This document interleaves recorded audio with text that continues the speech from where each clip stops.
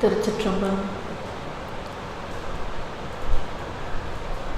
தேனுக்குள் இன்பம் சிவப்போ கருப்போ, தேனுக்குள் இன்பம் சிவப்போ கருப்போ, வானுக்குள் ஈசனே தேடும் மதியிலே, தேனுக்குள் இன்பம் செறிந்திருந்தார் போல் உனக்குள் ஈசன் ஒளிந்திருந்தானே. திருச்சிற்றம்பலம்.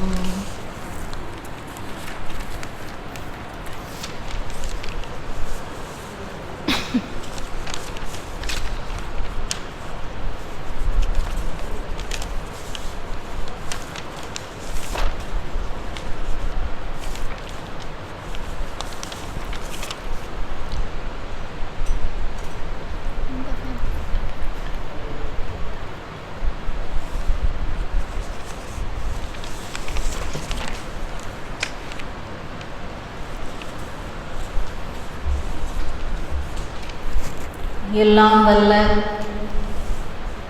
பச்சை நாயகி உடனுரை பட்டிப்பெருமான் என் கருணையினாலும் என்னை ஆண்டருளுகின்ற ஸ்ரீமத் பாம்பன் சுவாமிகளின் திருக்கருணையினாலும் என்னை நாளும் நன்னெறிப்படுத்தி வழிநடத்துகின்ற நம்முடைய பேராசிரியர் சிவத்திரு மீ சிவசண்முகம் ஐயா அவர்களின் திருவடிகளை பணிந்து இங்கு கூடியிருக்கின்ற அடியார் பெருமக்கள் அத்துணை பேரின் பொற்பாதங்களை பணிந்து இன்றைய நிகழ்வினை துவங்குவோம். வணக்கம்.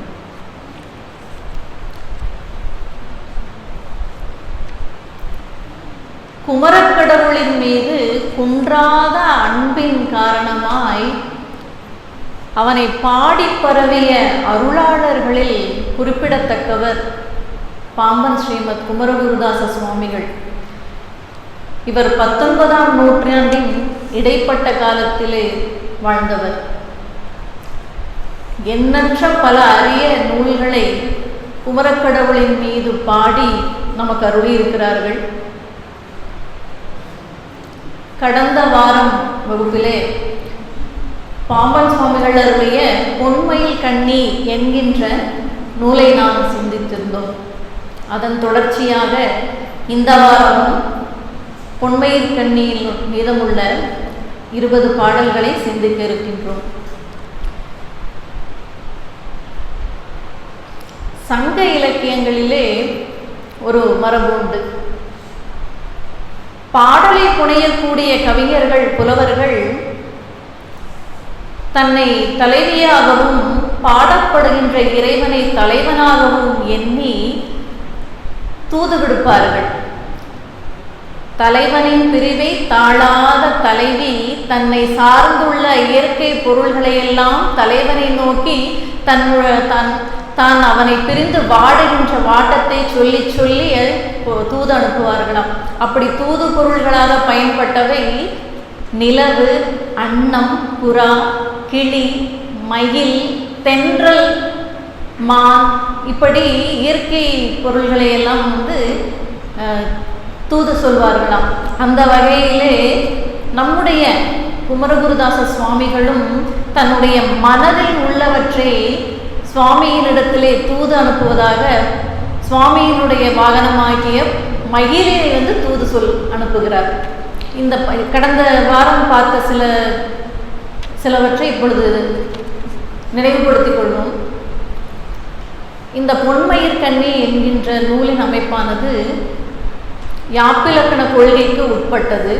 கண்ணி என்று சொன்னால் 2 2ஆக தொடுக்கப்பாடுவது. இந்த பொன்மயில் கண்ணி நூலெல்லாம் 2 அடிகளால் ஆனவை. எதுகை தொடை நயர்ந்து காணப்படும். எதுகை என்பதே என்னவென்றால் ஒவ்வொரு அடியிலும் ஒரு சொல்லின் முதல் சொல்லினுடைய 2ஆம் எழுத்து ஒன்றி வருவது எதுகை தொகை. சுவாமிகள் ராமநாதபுரத்தில் இருந்து யாப்பிலக்கணம் படிக்கிறதுக்காகவே திருவனந்தபுரம் போனாருங்களாம். திருவனந்தபுரம் போய் அங்கே யாப்பிலக்கணம் மொத்தத்தையும் 22 நாளில் படிச்சுட்டாரா சுவாமி. 22 நாளில் யாப்பிலக்கணம் மொத்தத்தையும் படித்தார். யாப்பிலக்கணம் என்பது என்னன்னா, நம்முடைய தமிழ் இலக்கணம் 5 வகைப்படும். எழுத்து இலக்கணம், சொல்லிலக்கணம், பொருள், யாப்பு, அணி. எழுத்து இலக்கணம் நமக்கு எல்லாம் தெரியும். எழுத்துக்களினுடைய வகைத்தொகை உயிரெழுத்து 12, மெய் எழுத்து 18, உயிர்மெய் 216. ஆக தமிழ் எழுத்துக்களினுடைய மொத்த எண்ணிக்கை 247. அடுத்தது சொல்லி இலக்கணம் இரண்டாவது. எழுத்துக்கள் சேர்ந்தாதானே சொல்லு பிறக்கும். அப்போ சொல்லி இலக்கணம்னா என்ன? சொற்களினுடைய வகைகள். பெயர்ச்சொல், வினைச்சொல், இடைச்சொல், உரிச்சொல், அப்போ புணர்ச்சி இலக்கணம், வேற்றுமையில், இதெல்லாமே வந்து சொல்லி இலக்கணத்தில் வந்து. மூன்றாவது பொருள் இலக்கணம். பொருள் இலக்கணம் எதை பற்றியது என்று சொன்னால், பழந்தமிழர் வாழ்வியலுக்கு இலக்கணம் வகுத்த பெருமை நம்முடைய தமிழர்களுக்கு மட்டுமே உரித்தானது. வேற உலகத்துல எந்த நாட்டிலையும் யாருமே சொல்லலை. இப்படித்தான் வாழணும், இப்படியெல்லாம் வாழ்ந்தான். அக வாழ்க்கையாக இருந்தாலும் சரி, புற வாழ்க்கையாக இருந்தாலும் சரி, வாழ்வியலுக்கு இலக்கணம் தந்த பெருமை நம்முடைய தமிழர் மரபுக்கே உரியது. இந்த முதல் சொன்ன இந்த எழுத்து, சொல், பொருள், இந்த இதுக்கெல்லாம் வந்து தொல்காப்பியனார் இலக்கணம் எழுதி வச்சிருக்கிறார். தமிழ் மொழியிலே தோன்றிய இலக்கணம் வந்து முதல்ல அகத்தியர் வழியாக வந்தது. அகத்தியம்தான் முதல் தமிழ் இலக்கண நூல். அவருடைய மாணவர் தான் நம்முடைய தொல்காப்பியனார். அவருக்கு அகத்தியர் மாமுனிவருக்கு 12 மாணவர்கள் இருந்ததாகவும் அதில் தொல்காப்பியரும் ஒருவர். அவருடைய குருநாதர் எழுதிய அகத்தியம் என்கின்ற இலக்கண நூலை முதல் நூலாக வைத்து இவர் வழிநூலா அதை அடியொற்றி இவர் தொல்காப்பியனார் இலக்கணம் படித்தார். அதன் பிறகு நான்காவது வகை யாப்பிலக்கணம் என்பது. இந்த யாப்பிலக்கணம் என்ன அப்படின்னு பார்த்தோம்னா, யாத்தல். யாப்பு என்றால் யாத்தல். யாத்தல் என்றால் கட்டுதல் என்பது பொருள். ஒரு வீட்டை நம்ம கட்டணும் அப்படின்னா அதுக்கு செங்கல், மணல், ஜல்லி, தண்ணி, சிமெண்ட்டு இதெல்லாம் நமக்கு தேவை. அதை போலவே ஒரு தமிழ் மொழியிலே ஒரு பாடலை, ஒரு செய்யுளை நாம் இயற்ற வேண்டும் என்று சொன்னால் அதற்கு சில பொருள்கள் தேவைப்படும். அந்த பொருள்களை, அடிப்படை பொருள்களை பற்றிய அறிவினை, இலக்கண வரையறைகளை நமக்கு தருவதுதான் இந்த யாப்பிலக்கணம் என்பது. எழுத்து, அசை, சீர், தளை, அடி, தொடை, இதுதான் வந்து இந்த யாப்பிலக்கணத்தினுடைய அடிப்படை பொருள். இதெல்லாம் தெரிஞ்சிருந்தாதான் நாம் வந்து இலக்கணத்தை வந்து வரையறைக்குட்பட்டு அந்த பாடல்களை பிழையின்றி நாம் படிக்கணும். இதெல்லாம் நம்ம சின்னதில் படிச்சிருப்போம். 10ஆம் வகுப்பு பாட புத்தகத்தில் அலைகிடுதல்னு ஒரு பகுதி வந்திருக்கும். நேர் நேர் தேமா, நிறை நேர் புளிமா, நேர் நிறை கூவிளம், நிறை நிறை கருவிளம் அப்படின்னு சொல்லி. அப்போ அடிப்படை பாவகைகள் என்ன அப்படின்னு பார்த்தோம்னா, வெண்பா, ஆசிரியப்பா, வஞ்சிப்பா, கலிப்பா, இதெல்லாமே வந்து சங்க பாடல்களில் விரவி இருந்தது. பக்தி காலங்களில் பக்தி பாடல்கள் வந்து அந்த 8ஆம் நூற்றாண்டு 7ஆம் நூற்றாண்டுகளில் வந்து அதிகமாக வந்து வெண்பா, ஆசிரியப்பாக்கள் இருந்தது. அதுக்கப்புறம் கட்டளை கலித்துறையும் விருத்தப்பாவும் வந்து அந்த சமயத்தில் தான் பிரசித்தம் பக்தி இலக்கிய காலங்களில். இப்படியாக அந்த யாப்பிலக்கணம் வருகிறது. இதை சுவாமிகள் வந்து 22 நாளில் திருவனந்தபுரத்தில் போய் அதை தங்கி அங்கே படித்து வந்தார் அப்படின்னு சொல்லி குறிப்புகள் சொல்கிறாங்க, எழுதியிருக்காங்க. இப்போ எந்த கல்லூரிகள்லையுமே வந்து நாங்கள் படிக்கிற காலத்தில் யாப்பிலக்கணம் சப்ஜெக்டே இல்லைங்க, சிலபஸ்லேயே இல்லை. நாமளாம் வந்து அது படிச்சுட்டோம். யாப்பருங்கலம் காரிகை அமிர்தசாகரர் என்கின்ற ஆசிரியர் எழுதினார். யாப்பருங்கலம், யாப்பருங்கல காரிகை 2 பண்ணார். அதற்கு அவருடைய மாணவரே அமிர்தசாகரர் என்பவர் தான் யாப்பருங்கல காரிகையினுடைய ஆசிரியர். அவருடைய மாணவர் குணசாகரர் அதற்கு உரை எழுதினார். ஆசிரியரினுடைய நூலுக்கு அவருடைய மாணவர் உரை எழுதியிருக்காரு இந்த இலக்கண நூலுக்கு என்பது ரொம்ப பெருமைக்குரிய விஷயம். அது அதனால் வந்து இத்தகைய சிறப்புடையது இந்த யாப்பிலக்கணம். அடுத்தது 5வது அணி இலக்கணம்னு சொல்லுவோம். அணி என்று சொன்னாலே அழகு என்பது பொருள். வீட்டை கட்டிட்டோம், எல்லாம் நல்லா செலவு பண்ணி வீட்டெல்லாம் கட்டி அதை அழகு செய்வது, எலிவேஷன்லாம் கொடுக்குறோம். இங்கே இப்படி பூத்தோங்கணும், இந்த மாதிரி டைல்ஸ் இங்கே வச்சா நல்லாயிருக்கும், இப்படி பெயிண்ட் பண்ணால் ரொம்ப அழகாக இருக்கும்னு அழகு சேர்க்கணும் இல்லையா?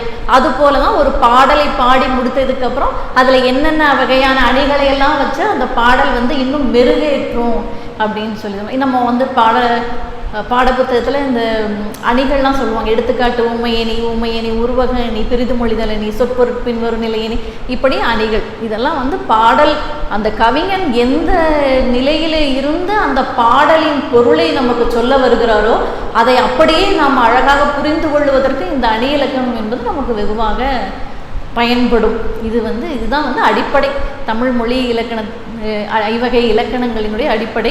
இதில் சுவாமிகள் வந்து இந்த யாப்பிலக்கணத்தை வந்து ரொம்ப ஸ்ரத்தையோடு படிச்சுக்கிட்டாரு அப்படின்னு சொல்லுவாங்க. ஒரு முறை சுவாமி கனவுல தூங்கி கொண்டிருக்கும்போது கனவுல ஒருவர் வந்தாராம். வந்து அவரை எழுப்பி என்னோடு வா என்று சொல்லி அழைத்து கொண்டு போய் நீண்ட தூரம் நடந்தே போனாங்களாம், 1.5 மைல் 2 மைல் ஏதோ நடந்து போய் ரொம்ப ஒரு காட்டுப்பாதை போல் இருக்கிறது. அந்த இடத்துல போய் ஒரு இடத்துல உட்கார்ந்து 2 பேரும் இலை போட்டு சுவாமிக்கு கூட வந்தவர் கூட்டிகிட்டு வந்தவர் சொன்ன சாதமும் பாலும் கொடுத்தாராம். பாலும் சாதமும் கொடுத்து அதை சாப்பிட சொல்லி அவருமே தானுமே உட்காந்து கூடவே சாப்பிட்டாங்களா. 2 பேருமே, சுவாமிகளோடும் சாப்பிட்ருக்காரு, அந்த கூட வந்தவரும் சாப்பிட்ருக்காரு. சாப்பிட்டதுக்கப்புறம் அவர் என்ன சொன்னாராம், இனி நீ உன் இருப்பிடம் நோக்கி போ, சாப்பிட்டாச்சு வந்தாச்சு, சரி நீ கிளம்பு, நானும் கிளம்புறேன் அப்படின்னு சொல்லி அவர் சுவாமி வந்துட்டாராம். அதோட அந்த கனவு தெளிஞ்சிருச்சு, எழுந்திரிச்சிட்டார் சுவாமி. எழுந்திரிச்சு அன்றையிலிருந்து சுவாமிக்கு என்னென்னா, இனி தான் எடுத்துக்கொள்ளக்கூடிய உணவில் உப்பு புளி சேர்த்துக்கிறது இல்லை அப்படின்னு அன்றைக்கி தான் முடிவு பண்ணினாராம் சுவாமிகள். அதிலிருந்து உப்பு புளி சேர்க்க மாட்டாராம், ரொம்ப சாத்வீகமான அந்த உணவு. அதுக்கு பிறகு தான் சுவாமிகள் என்ன சொல்கிறார் தன்னுடைய வரலாறில், பாடல்களை எந்த பாடலை படித்தாலும் அதை புரிந்து கொள்ளக்கூடிய திறன் சுவாமிக்கு அந்த நிகழ்வுக்கு அப்புறம் தான் கிடைச்சிங்களாமா. எந்த நூலை படித்தாலுமே அதை சீக்கிரமாக விரைவாக கற்றுக்கொள்ளக்கூடிய ஒரு தன்மை சுவாமிக்கு அப்போ தான் வந்ததுன்னு சொல்லி சொல்கிறாங்க. அதன் பிறகு தான் அவர் நிறைய பாடல்களை புனையக்கூடிய ஆற்றலும் பெற்றாராம். அதுக்கப்புறம் தான் நிறைய சுவாமிகள் பாடல்கள் நிறைய பண்ணியிருக்காருங்கிற செய்தியும் அப்படி தான் சொல்லியிருக்காங்க. அதே போல் சுவாமி இந்த என்ன செய்வாரோ, ஒரு நாளைக்கு உச்சி பொழுதில் ஒரு பொழுது தான் சாப்பிட்றதான். உச்சி பொழுதுனா ஒரு 12 மணி அப்படி வச்சுக்கலாம். அந்த நேரத்தில் தான் சாப்பிடுவாராம். அந்த உச்சி பொழுதில் அந்த எங்கேயாவது வேலையாக எங்கேயாவது கோயிலையோ எங்கேயாவது பணியில் இருந்துட்டாரு, அந்த பொழுது தாண்டிடுச்சு அப்படின்னு அன்றைக்கி சாப்பிடவே மாட்டாராம். சாப்பாடு சாப்பிட்றது இல்லையா, ஆகாரம் தண்ணி கூட குடிக்க மாட்டாங்களாம். இப்படியே தொடர்ந்து 4-5 நாட்கள் கூட ஏதாவது வேலை பழுவினால அந்த உச்சி பொழுதை கடந்துட்டாங்கன்னா சுவாமிகள் சாப்பிட்றதே இல்லையா. இப்படி இந்த விரதத்தை ரொம்பவுமே கடுமையாக சுவாமிகள் தன்னுடைய வாழ்க்கையிலே பின்பற்றி இருக்கிறார்கள் அப்படின்னு சொல்லி சொல்கிறாங்க. சுவாமிகளினுடைய பாடலை சிந்திப்பதற்கு முன்பாக அவருடைய ஆணையப்படி குமாரஸ்தவம் நாம் அனைவரும் சேர்ந்து பாராயணம் செய்வோமாக. திருச்சிற்றம்பலம். ஓம் ஷண்முகபதையே நமோ நம.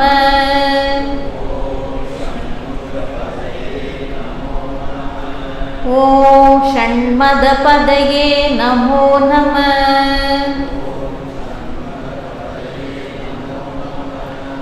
ஓம் ஷட்க்ரீவபதையே நமோ நம.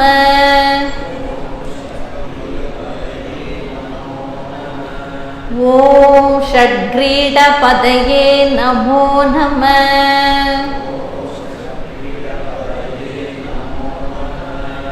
ஓம் ஷட்கோணபதையே நமோ நம.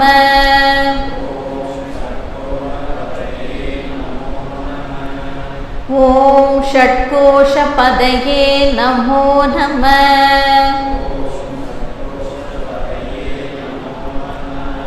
ஓம் நவநிதிபதையே நமோ நம.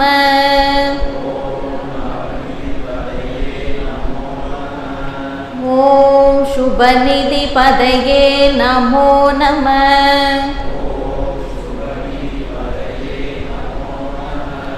ஓம் நரபதிபதையே நமோ நம.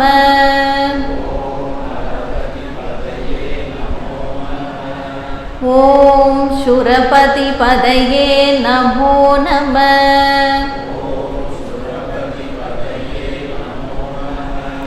ஓம் நடசிவபதையே நமோ நம.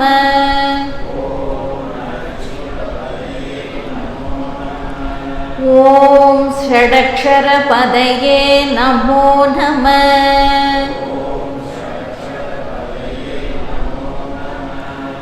ஓம் கவிராஜபதையே நமோ நம.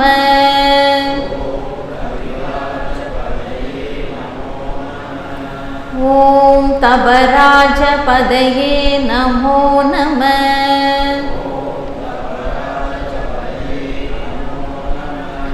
ஓம் இகபரபதையே நமோ நம.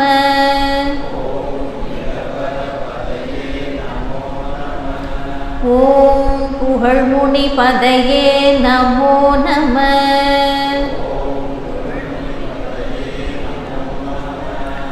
ஓம் ஜெய ஜெய பதையே நமோ நம.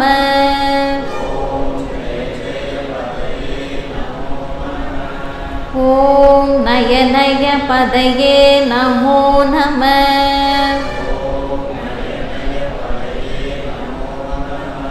ஓம் மஞ்சுள பதையே நமோ நம.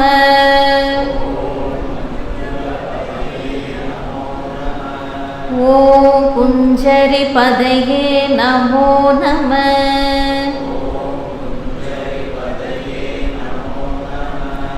ஓம் வள்ளி பதையே நமோ நம.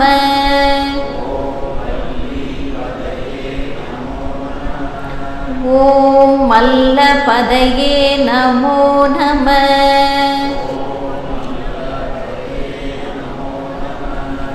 ஓம் அஸ்திர பதையே நமோ நம.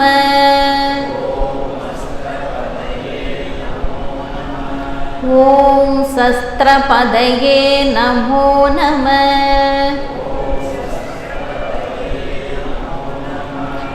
ஓம் ஷஷ்டி பதையே நமோ நம.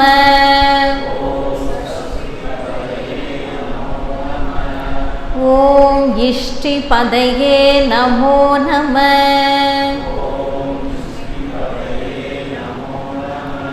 ஓம் அபேத பதையே நமோ நம.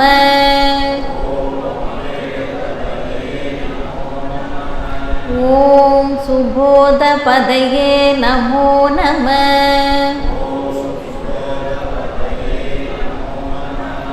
ஓம் வியூக பதையே நமோ நம.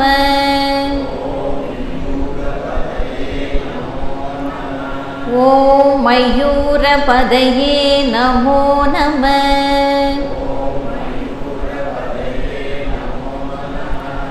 ஓம் பூத பதையே நமோ நம.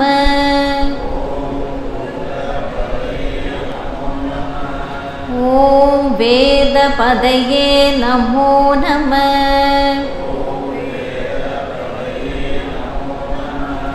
ஓம் புராண பதையே நமோ நம.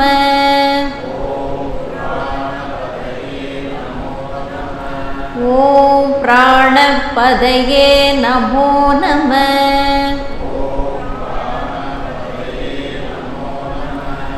ஓம் பக்த பதையே நமோ நம.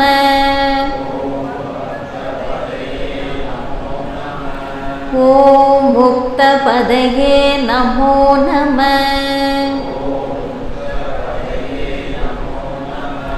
ஓம் அகார பதையே நமோ நம.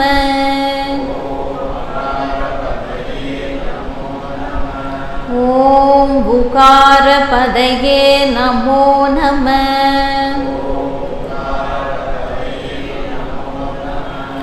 ஓம் மகார பதையே நமோ நம.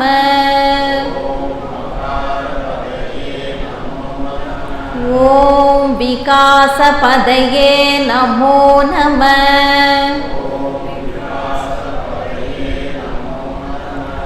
ஓம் ஆதி பதையே நமோ நம.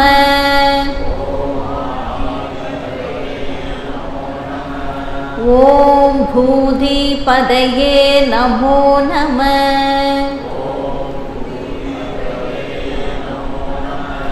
ஓம் அமார பதையே நமோ நம.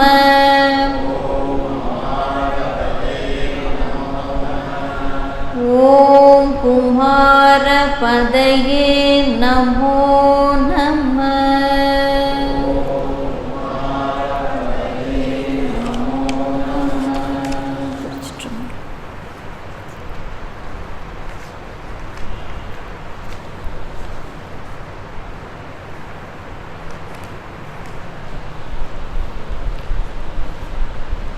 பொன்மயிற்கண்ணி நூலில் 40 பாடல்கள். அதில் சென்ற வாரம் 20 கன்னிகளை நாம் சிந்தித்தோம். இன்றைக்கு 21ஆம் பாடலிலிருந்து தொடர்வோம்.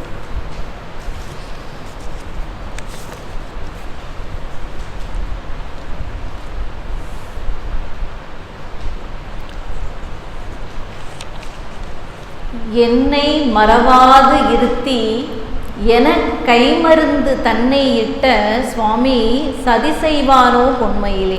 என்னை மறவாது இருத்தி என கைமருந்து தன்னை இட்ட சுவாமி சதி செய்வானோ பொன்மையிலே. இது 21ஆம் பாடல். இதில் சுவாமிகள் என்ன சொல்கிறாரு, முருகப்பெருமானுக்கு பாம்பன் சுவாமிகள் தன்னை மறவாமல் இருக்கணுமா. சுவாமிக்கு பாம்பன் சுவாமிகளுக்கு முருகனை மறக்காமல் இருக்கணும் இல்லை, முருகப்பெருமான் ஆசைப்படுறாராம் பாம்பன் சுவாமிகள் தன்னை மறக்கவே கூடாது, எப்பொழுதும் அவன் தன்னையே நினைத்து கொண்டு இருக்க வேண்டும். எவ்வளவு பொசசிவாக இருந்திருக்காரு பாருங்க முருகப்பெருமான். சுவாமிக்கு அதுக்கு என்ன பண்ணாராம், என்னை மறவாதிருத்தி எப்பொழுதும் எஞ்ஞான்றும் என்னையே நீ நினைத்து கொண்டிருக்க வேண்டும் என்று உன்னுடைய மனதிலே இருத்தி கொள்ளணும்னு சொல்லி கைமருந்துன்னா இந்த வசியம் பண்ணுவாங்க, சாப்பாட்டில் மருந்து வச்சு கொடுக்குறது ஒரு சுவாமி பாருங்கள் எப்படி கற்பனை பண்ணி அதில் என்ன எழுதியிருக்காரு பாருங்கள். அதை முருகப்பெருமான் அந்த சாப்பாடு போட்டு சாப்பிட்டாங்க இல்லையா, அதில் அந்த சுவாமி இந்த பாம்பன் சுவாமிகள் எப்பொழுதும் என்னையே நினைத்து கொண்டு என்னையே பாடிக்கொண்டு இருக்க வேண்டும் என்று முருகப்பெருமான் மருந்து கலந்து கொடுத்துட்டாராம். அப்படி என்னை மயக்கி வச்சிருக்கான் பெருமான் அப்படின்னு சொல்லி சொல்கிறாரு இந்த சுவாமிகள். இந்த இடத்துல பாம்பன் சுவாமிகள் தான் கைமருந்து என்னை மறவாது இருத்தி, என்னை எப்பொழுதும் மறவாது இருப்பாயாக குமரகுரு என்று சொல்லி வசிய மருந்தை கலந்து கொடுத்துட்டாரா எனக்கு. என்ன கைமருந்து தன்னை இட்ட சுவாமி எனக்கு வசிய மருந்தை பூசிய என்னுடைய நாதன் என்னுடைய சுவாமி சதி செய்வான பொன்மையிலே. என்னையே நினச்சிட்ருக்கணும்னு நினச்சி எனக்கு மருந்தெல்லாம் வச்சு இப்படி என்ன பண்ணினியே, இன்றைக்கி நான் உன்னையே நினச்சிட்ருக்கிறேனே, ஆனால் நான் கூப்பிட்டானே நீ வரவே இல்லையே, நீ வரணும் இல்லை, நீ ஏன் இப்படி சதி பண்ணுற, நீ என்ன இப்படி பண்ணுறீங்க, என்ன ஒரு திட்டம் போடுறீங்க, ஏன் இந்த மாதிரி பண்ணுறீங்க சுவாமி அப்படின்னு சொல்லிட்டு ரொம்பவுமே தன்னுடைய பொன்மையில்கிட்ட கேட்குறாராம் பாம்பன் சுவாமிகள். நான் எப்பயும் சுவாமியை தான் நினச்சிட்டு இருக்கணும்னு அவன் எனக்கு வசிய மருந்தெல்லாம் வச்சு கொடுத்தான், இப்போ நான் அவனையே நினச்சி தியானம் பண்ணிகிட்டே இருக்கேன், ஆனால் அவன் என்னை இப்பொழுது பாராமுகம் காட்டி கொண்டிருக்கிறான், இந்த என்ன சதி பண்ணிட்டான் பார்த்தியா, நான் இப்போ அவனை நினச்சிட்ருக்கேன், அவன் என்னை மறந்துட்டு இன்னும் என்னுடைய கூப்பிட்ட குரலுக்கு வாராது இருக்கிறானோ, பொன்மையிலே இந்த வஞ்சனை செய்வானா, சதி பண்ணுறானா சுவாமி, இப்படி ஒரு வஞ்சனை பண்ணிட்டானே, நீ போய் என்னுடைய இந்த நிலையை சுவாமியினிடத்தில் சொல்ல மாட்டாயா என்று கூறுவது போல் அமைந்திருக்கிறது இந்த முதல் பாடல். அது அழகிய மயிலே என்னை மறவாது இருக்கணும், எப்பொழுதும் என்னை நினைத்து கொண்டே இருக்க வேண்டும் என்று சொல்லி வசிய மருந்தை எனக்கு பூசிய என்னுடைய சுவாமி இங்கு வாராமல் எனக்கு வஞ்சனை செய்கிறானே, இதை போய் நீ அவனிடத்தில் சொல்லாயோ அப்படின்னு சொல்லி கேட்கிறார். இது முதல் பாடல். இரண்டாவது பாடல், நாட்டம் இருக்கவென்று நாடி நாட்டம் இருக்க என்று நாடி மாயத்துள் போட்ட துரை என்னை விட்டு போனது என்னே பொன்மையிலே. நாட்டம் இருக்க என்று நாடி மாயத்துள் போட்ட துரை என்னை விட்டு போனது என்னை பொன்மையிலே. அழகிய மயிலே முதல்ல என்ன பண்ணாரு சுவாமி, கைமருந்து வச்சு கொடுத்தாரு. ரெண்டாவது பாடல்ல என்ன சொல்றாரு அப்படின்னு சொன்னா, மாயத்தூள் போட்டானாம், அப்படி மந்திரிச்சு அதெல்லாம் பண்ணாரு, ஏதோ மாயப்பொடியெல்லாம் கலக்கி சுவாமி இப்படி பூசி விட்டுட்டாராம். அதான் நாட்டம் இருக்க வேண்டும். நாட்டம் என்று சொன்னால் விருப்பம் என்பது பொருள், அதாவது நாடுதல் என்பது பொருள். இப்போ சுவாமி என்ன நினைச்சானா, முருகப்பெருமான் பாம்பன் சுவாமிகள் எப்பொழுதும் தன்னையே நாடி வர வேண்டும், அவருடைய நோக்கம் முழுவதுமே, பாம்பன் சுவாமிகளுடைய நோக்கம் முழுவதுமே முருகப்பெருமானை பற்றியதாகவே இருக்கணும்னு சொல்லி நாடி நான் தேடி போல, நாடி தேடி அவன் என்னை தேடி வந்தான்.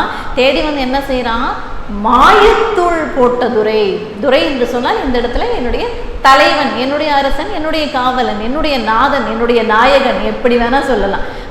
அந்த நாயகன் என்ன செய்யறான், இப்படி மாயத்தூள் பூசிட்டு கடைசியில் என்ன பண்ணிட்டான், என்னை விட்டு போனது என்னை விட்டுட்டு போயிட்டானே, நான் அவனையே நினச்சிட்டு இருக்கணும்னு சொல்லி அவனா என்னை தேடி வந்தான், நான் அவனு தேடி போகிறேன், அவனா என்னை தேடி வந்தான், அவனையே நான் நினச்சிட்டு இருக்கணும்னு மாயத்தூளெல்லாம் பூசிட்டு இன்னைக்கு என்னை தவிக்க விட்டுட்டு அவனை எங்கேயோ போயிட்டானே, இது என்ன நியாயம், இது உண்மையிலே நீ போய் என்னுடைய இந்த நிலையை, என்னுடைய இந்த அவலத்தை நீ முருகப்பெருமானிடம் சொல்ல மாட்டாயோ என்று அந்த மயிலின் இடத்துல அப்படி பேச்சுவார்த்தை நடத்திக்கிட்டு இருக்கார் சுவாமிகள் வந்து மயிலை உட்கார வச்சு இந்த மாதிரி முருகன்ட்ட இப்படிலாம் பண்ணாப்பா, அன்றைக்கி வந்து அதை கொடுத்தா, இன்றைக்கி இதை பண்ணா, இப்போ பாருண்ணா இன்றைக்கி தனியாக என்னை தவிக்க விட்டுட்டு போயிட்டான், நீ போய் அவன்கிட்ட போய் எடுத்து சொல்ல மாட்டேயா அப்படின்னு சொல்லி சுவாமி மயிலினிடத்தில் வந்து தன்னுடைய உள்ள கிடக்கையை சொல்லி கொண்டிருக்கிறார்.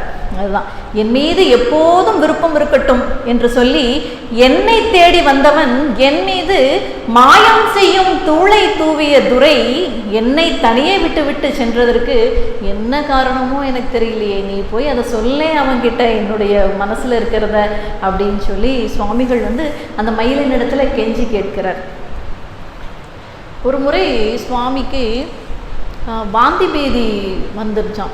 அப்போ 2-3 நாள் தொடர்ந்து உணவு எதுவுமே இல்லையா. சுவாமி வந்து ரொம்பவுமே உடல் மெலிந்து வருந்தி ரொம்ப இதாகிட்டாங்களா. அப்போ வந்து சுவாமியினுடைய துணைவியார் அந்த அம்மா காளிமுத்தம்மாள், மதுரையை சேர்ந்தவங்களா அந்த அம்மா வந்து மனைவி அவங்க என்ன நினச்சாங்களா, சுவாமி ஆகிட்டாங்கன்னே நினச்சிட்டாங்களா. ஏன்னா பேச்சு மூச்சே இல்லையா.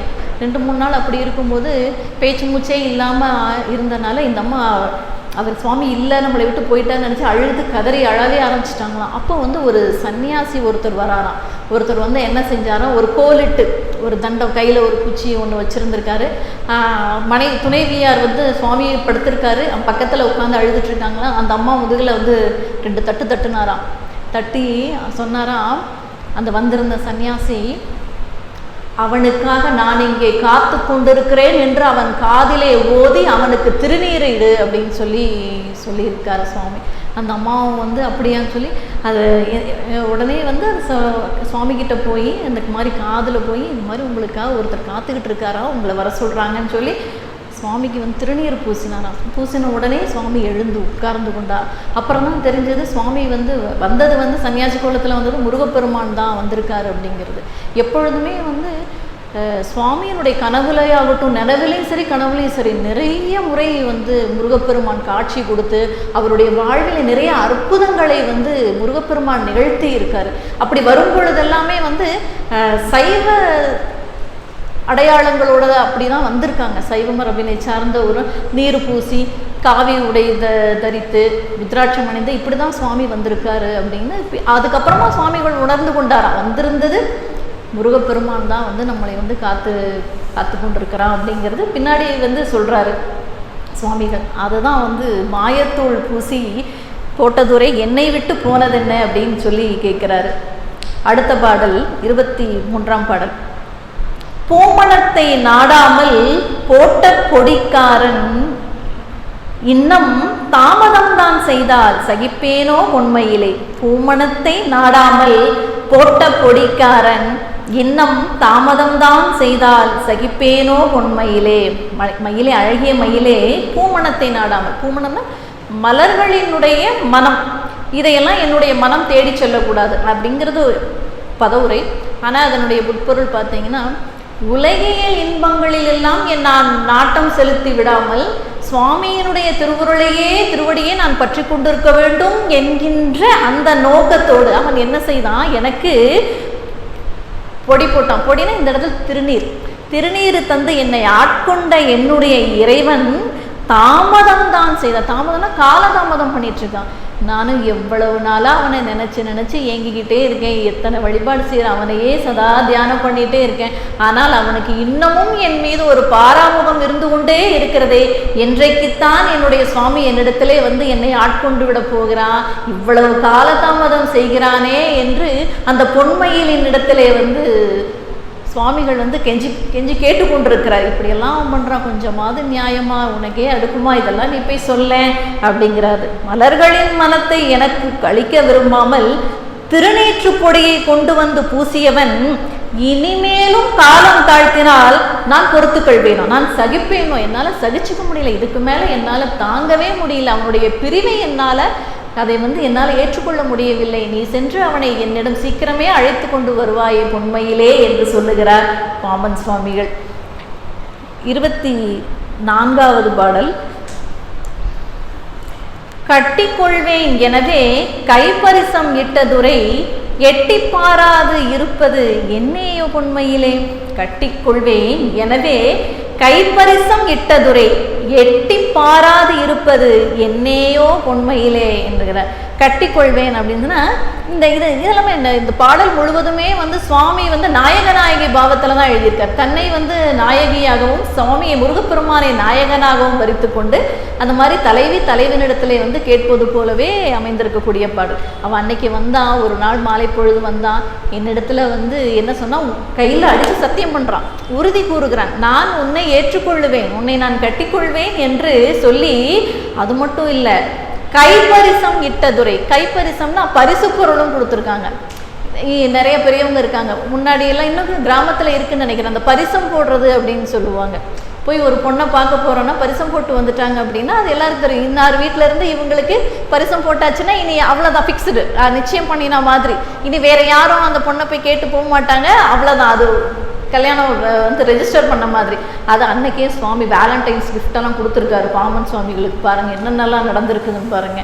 கை மருந்து வச்சாச்சு, மாயப்பொடி பூசியாச்சு, இப்போ நீ தான் எனக்கு, நான் தான் உனக்கு அப்படின்லாம் சொல்லி சுவாமி என்ன பண்ணிட்டாரு, அத்தாட்சியா தான் ஒரு கிஃப்ட் அப்படியே மோதிரத்தை கழட்டி அவர் கொடுத்துருப்பாரு போல இருக்கு. சுவாமி இதெல்லாம் எவ்வளோ அழகாக சொல்லியிருக்காரு பாருங்க. அதான் கட்டிக்கொள்வேன் எனவே கைப்பரிசம் இட்ட துரை, நான் நீ எனக்கு தான், நான் உன்னை திருமணம் செய்து கொள்வேன் என்று உறுதிமொழி கூறியும் அதற்கு அத்தாட்சியாக பரிசு பொருளையும் என்னுடைய கையிலே கொடுத்த என்னுடைய துரை, இட்ட துரை, எனக்கு தந்த துரை, என்னுடைய நாயகன் எட்டி பாராது இருப்பது என்னையோ அப்படின்னு சொல்லி கேட்குறாரு. இதுவரையும் அப்படிலாம் அன்னைக்கு சொல்லிட்டு போனான், அவன் ரொம்ப நல்லவன், அவனோட வார்த்தையெல்லாம் நான் நம்பினேன், இன்னைக்கு நான் மோசம் போயிட்டேன், அதுக்கப்புறம் சொல்லிட்டு போனவன் உன்னை நான் மணந்து கொள்வேன் என்று சொல்லி கொண்டு போனவன் இன்னைக்கு வரைக்கும் திரும்பி கூட பார்க்கலையே, இப்படி என்னை ஏமாற்றி போயிட்டானே, இதுக்கு என்ன காரணம்னு எனக்கு தெரியலையே, உண்மையிலே நீ சென்று அவனிடத்துல என்னுடைய இந்த அவல நிலையை, என்னுடைய கவலை துயரத்தை நீ சொல்ல மாட்டாயோ என்று இந்த இடத்துல சுவாமிகள் சொல்லுகிறார். 25வது பாடல். மந்திரம் கார்மையில் வசப்படானை பிடிக்க தந்திரம் அது ஒன்று எனக்கு சாற்றாயினி பொன்மையிலே. மந்திரம் கார்மையில் வசப்படானை பிடிக்க தந்திரம் அது ஒன்று எனக்கு சாற்றாயினி பொன்மையிலே அப்படின்னு சொன்ன. மந்திரம் என்று சொன்னால் இந்த மந்திரங்களுக்கெல்லாம் செய்து மை வைப்பாங்க.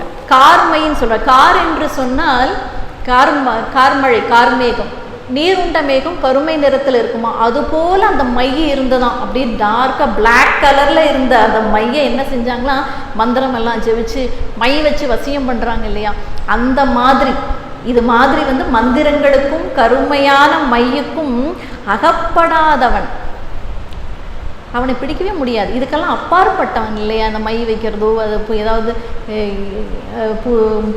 நீர் வைக்கிறது, மாயம் செய்து மாயங்களுக்கு உட்படாதவன், மாயம் செய்து அவனை நம்மால் கட்டுப்படுத்த முடியாது. பக்தி செய்தால் ஒழிய, அன்பிற்கு ஒன்றுதான் இறைவன் இணங்கி கட்டுப்படுவானே ஒழிய, இது போல மந்திரங்களுக்கும் மாய பொடிகளுக்கும் மையுக்கும் அவனை என்னாலே கட்டிப்பிடிக்க முடியாது, கட்டுப்போட முடியாது. அதற்கெல்லாம் அப்பாற்பட்டவன் அவன். அதனால நீ என்ன பண்றேன்னா, மயிலே அந்த அகப்படாதவனை, என்னுடைய வசப்படாதவனை நான் பிடித்து கொள்ளுவதற்கு எனக்கு நீ ஒரு தந்திரம் சொல்ல மாட்டாயா அப்படின்னு. தந்திரம்னா உபாயம், யுக்தி, எப்படி நிறைய பொருள் இருக்கு. தந்திரம் என்பதற்கு ஆகமம், படை, காலாட்படைகள் என்கின்ற ஒரு பொருளும் கூட இருக்கு. தமிழ் மொழியினுடைய சிறப்பு தான். சொல் ஒன்றாக இருக்கும், அதற்கு பல பொருள்கள் இருக்கும். எண்ணற்ற சொற்களஞ்சியம் பெருகி கிடப்பது ஒரு கருவூலம் நம்முடைய இந்த தமிழ் மொழி. ஒரு சொல்லு பல பொருள் இருக்கும், அதே போல பல சொற்களுக்கு ஒரே ஒரு பொருள் இருக்கும். இது நம்முடைய தமிழ் மொழியினுடைய சிறப்பு. அதுதான் மந்திரம் கார்மையில், மந்திரங்களால் செய்யப்பட்ட அந்த கருமை நிறமுடைய மையக்கெல்லாம் அகப்படாதவனை பிடித்து கொள்வதற்கு, அவனை பிடிக்க தந்திரம் ஒன்று எனக்கு, நீ ஒரு உபாயம் எனக்கு ஏதாவது சொல்லுவாயா, சாற்றாயினி பொன்மையிலே அப்படின்னு சொன்ன. சாற்றாய் என்று சொன்னால் சொல்லாயோ. அந்த காலத்துல பறை சாற்றுதல் என்று ஒன்று உண்டு. பறை சாற்றுதல் இந்த அரசர்கள் ஏதாவது அறிவிப்புகள் சொல்லணும் அப்படின்னா அந்த கோட்டையினுடைய மேலே போய் பெரிய பறை இருக்கும், பறை பெரிய ட்ரம் மாதிரி 2 கோள்கள் வச்சு ஒரு வீரன் அப்படியே அதை நல்லா அடித்து, இதனால் சகலமானவர்களுக்கும் தெரிவிப்பது என்னவென்றால் முருகப்பெருமான் குமரகுருதாசரை இப்படியெல்லாம் ஏமாற்றி கொண்டு போய் அந்த மாதிரி நீ போய் நீ சொல்ல, இதை வந்து பறைசாற்றுதல்னா விளம்பரம் செய்தல், அல்லது அவனுக்கு நீ எடுத்து சொல்லு, முருகப்பெருமானிடத்தில் என்னுடைய நிலையை நீ எடுத்து சொல்லாயோ பொன்மையிலே என்று சுவாமிகள் வந்து இந்த, ஏன்னா எனக்கு ஒன்றும் தெரில, அவன் என்னென்னமோ என்னையெல்லாம் பண்ணி என்னை வந்து மயக்கி என்னை வச்சுட்டு அவனையே நினச்சிட்டு இருக்கிறபடி, ஆனால் எனக்கு வந்து சுவாமியை வந்து என் வசம் படுத்துறதுக்கு, அவனை மயக்கிறதுக்கு எனக்கு எந்த உபாயமுமே தெரியலையே, நீ தான் அவன் கூடவே இருக்கிய. அவன் எங்கே போனான், இன்னும் அவனோட பிஏ மாதிரி இல்லையா, இந்த சிஎம் எல்லாம் பார்க்கணும் அப்படின்னா அவங்க பிஏவை பிடிச்சிட்டான்னா அப்படி போய் பார்த்தலாம். அந்த மாதிரி சுவாமி என்ன பண்ணுறாரு குமரகுருதாசர், மயிலை பிடிச்சு சுவாமியை அடைந்து விடலாம் அப்படிங்கிற எண்ணத்தில் இதெல்லாம் சொல்லிகிட்ருக்கார். பொன்மயிலின் இடத்துல நீ சென்று அவனை வந்து என்னுடனேயே இருக்கும்படியே நீ செய்ய மாட்டாயா என்று சொல்லி கேட்கிறார். 26வது பாடல். கட்டழகன் எங்கோன் கமலச்சரணானை எட்டி பிடிக்க வகை இல்லையோ பொன்மயிலே. கட்டழகன் எங்கோன் கமலசரணானை எட்டி பிடிக்க வகை இல்லையோ பொன்மையிலே. கட்டழகன், கட்டழகன் என்று சொன்னால் சுவாமியெல்லாம் ஜிம்முக்கெல்லாம் போய் நல்லா பாடி பில்டிங்கெல்லாம் பண்ணியிருப்பார் போல் இருக்கு. அப்படியே 6 பேக் 8 பேக்ஸ் எல்லாம் வச்சு அவ்வளோ அழகான அவனுடைய மேனி அழகு, பேராற்றல், அப்படியே ஒளி பொருந்திய தேஜஸோடு இருக்கிற அவனுடைய அந்த அழகை வந்து சுவாமி இங்கே சொல்கிறார். கட்டழகன் பேரழகுடையவனா. எங்கோன், கோன் என்று சொன்னால் அரசன், என்னுடைய அரசன், என்னை ஆளக்கூடியவன் என்னுடைய அரசன். கமலச்சரணானை, கமலம் என்று சொன்னால் வடமொழியில் தாமரை மலர், அப்போ சரண் என்று சொன்னால் அவனுடைய பொற்பாதங்கள், தாமரை மலர் போன்ற அவனுடைய பொற்பாதங்கள். இந்த இடத்துல வந்து அது எப்படி நம்ம பொருள் கொள்ளலாம்னா, கமலச்சரண் அப்படின்னு சொல்லும் பொழுது தாமரை மலர் போன்ற அழகிய பொற்பாதம், தாமரை மலர் போன்ற மென்மையான பாதங்களை உடையவன், எப்படியெல்லாம் சொல்லி சுவாமி எப்படி போற்றி புகழ்கிறாங்க. கமலச்சரணானி. பாம்பன் சுவாமிகள் தமிழ் மற்றும் வடமொழி இரண்டுமே வந்து புலமை பெற்றவர். நிறைய பாடல்களில் பாம்பன் சுவாமிகள் வடமொழி சொற்களை நிறைய பயன்படுத்தியிருக்கிறார். கலந்து தான் வந்து பாடல்களை எழுதியிருக்கார் சுவாமிகள். அது இந்த இடத்துல வந்து கமலச்சரணானை என்று சொல்லும் பொழுது தாமரை, செந்தாமரை மலர் போன்ற அழகிய திருவடிகளே உடையவனான என்னுடைய தலைவன் எட்டி பிடிக்கனா நமக்கு மேலே இருக்கிற ஒன்று தான் நம்ம அப்படியே ஜம்ப் பண்ணி எட்டி பிடிச்சாலும் நம்மளால ட்ரை பண்ணாலும் அதை பண்ணவே முடியல, எட்டவே முடியலையே. அவன் ரொம்ப உயரத்தில் இருக்கான், என்னால் அவனை வந்து அப்படி எட்டி என்னுடைய கைக்குள்ளே அவனை அகப்படவே மாட்டேன்னு என்கிறான் என்னுடைய சுவாமி. அப்படி வந்து இப்படி இவனை பிடிச்சு கொள்றதுக்கு நான் எவ்வளவோ முயற்சி பண்ணிட்டேன், ஆனால் அவனை என்னால் எவ்வளோ ட்ரை பண்ணி அவனை பிடிக்கவே முடியல. இவனை எப்படி கட்டி போடுறது, எப்படி நான் பிடிச்சி என்னிடத்துல வச்சுக்கிறது, நீ எனக்கு ஒரு வழி சொல்லாயோ பொன்மையிலே அப்படின்னு சொல்லி கட்டழகன் எங்கோன் கமலச்சரணானை எட்டி பிடிக்க வகை இல்லையோ பொன்மையிலே. பேரழகுடையவரும் செந்தாமரை மலர் போன்ற பாதங்களை உடைய என்னுடைய அரசன், என்னுடைய தலைவன், என்னுடைய இந்த 2 கைகளாலும் என்னை அவனால் எட்டி பிடிக்கவே முடியவில்லையே, இதற்கு நீ ஒரு உபாயம் சொல்ல மாட்டாயோ, அவனை பிடிச்சுக்கிறதுக்கு ஏதாவது ஒரு வழி சொல்ல பொன்மையிலே அப்படின்னு சொல்லி கேட்கிறார் பாம்பன் சுவாமிகள்.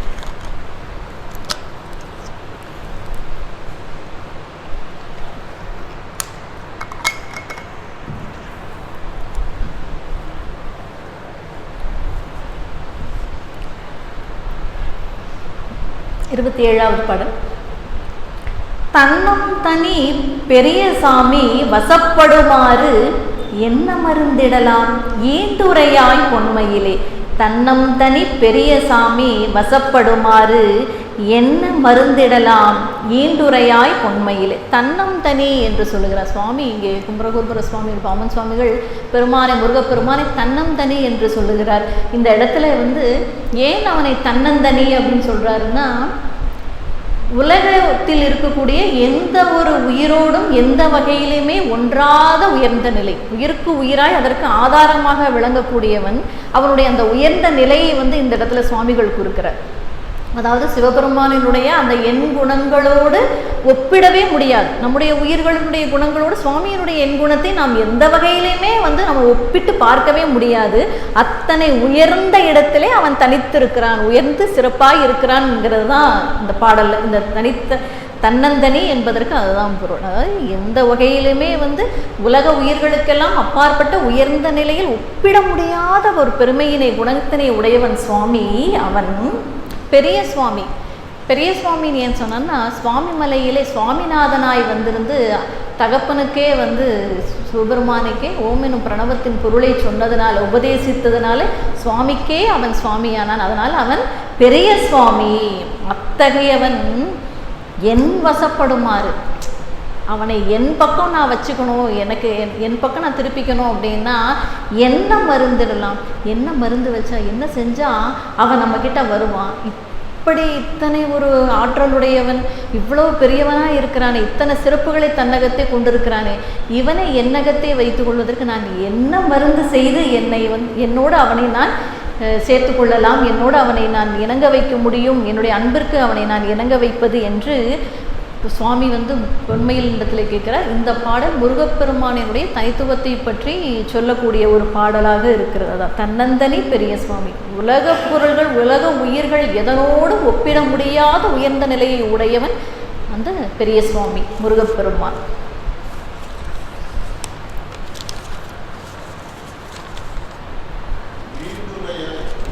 ஐயா, ஈண்டுன்னா இங்குன்னு, இங்கு என்பது பொருள். ஈண்டு என்று சொன்னால் இங்கு, இந்த இடத்துல. இப்போ நீ சொல்லு, இவனை என்ன பண்ணி நான் என்ன மருந்து வச்சு இவனை நான் என் வசப்படுத்திக்கிறதுக்குன்னு ஈண்டுனா இங்கு, இந்த இடத்துல.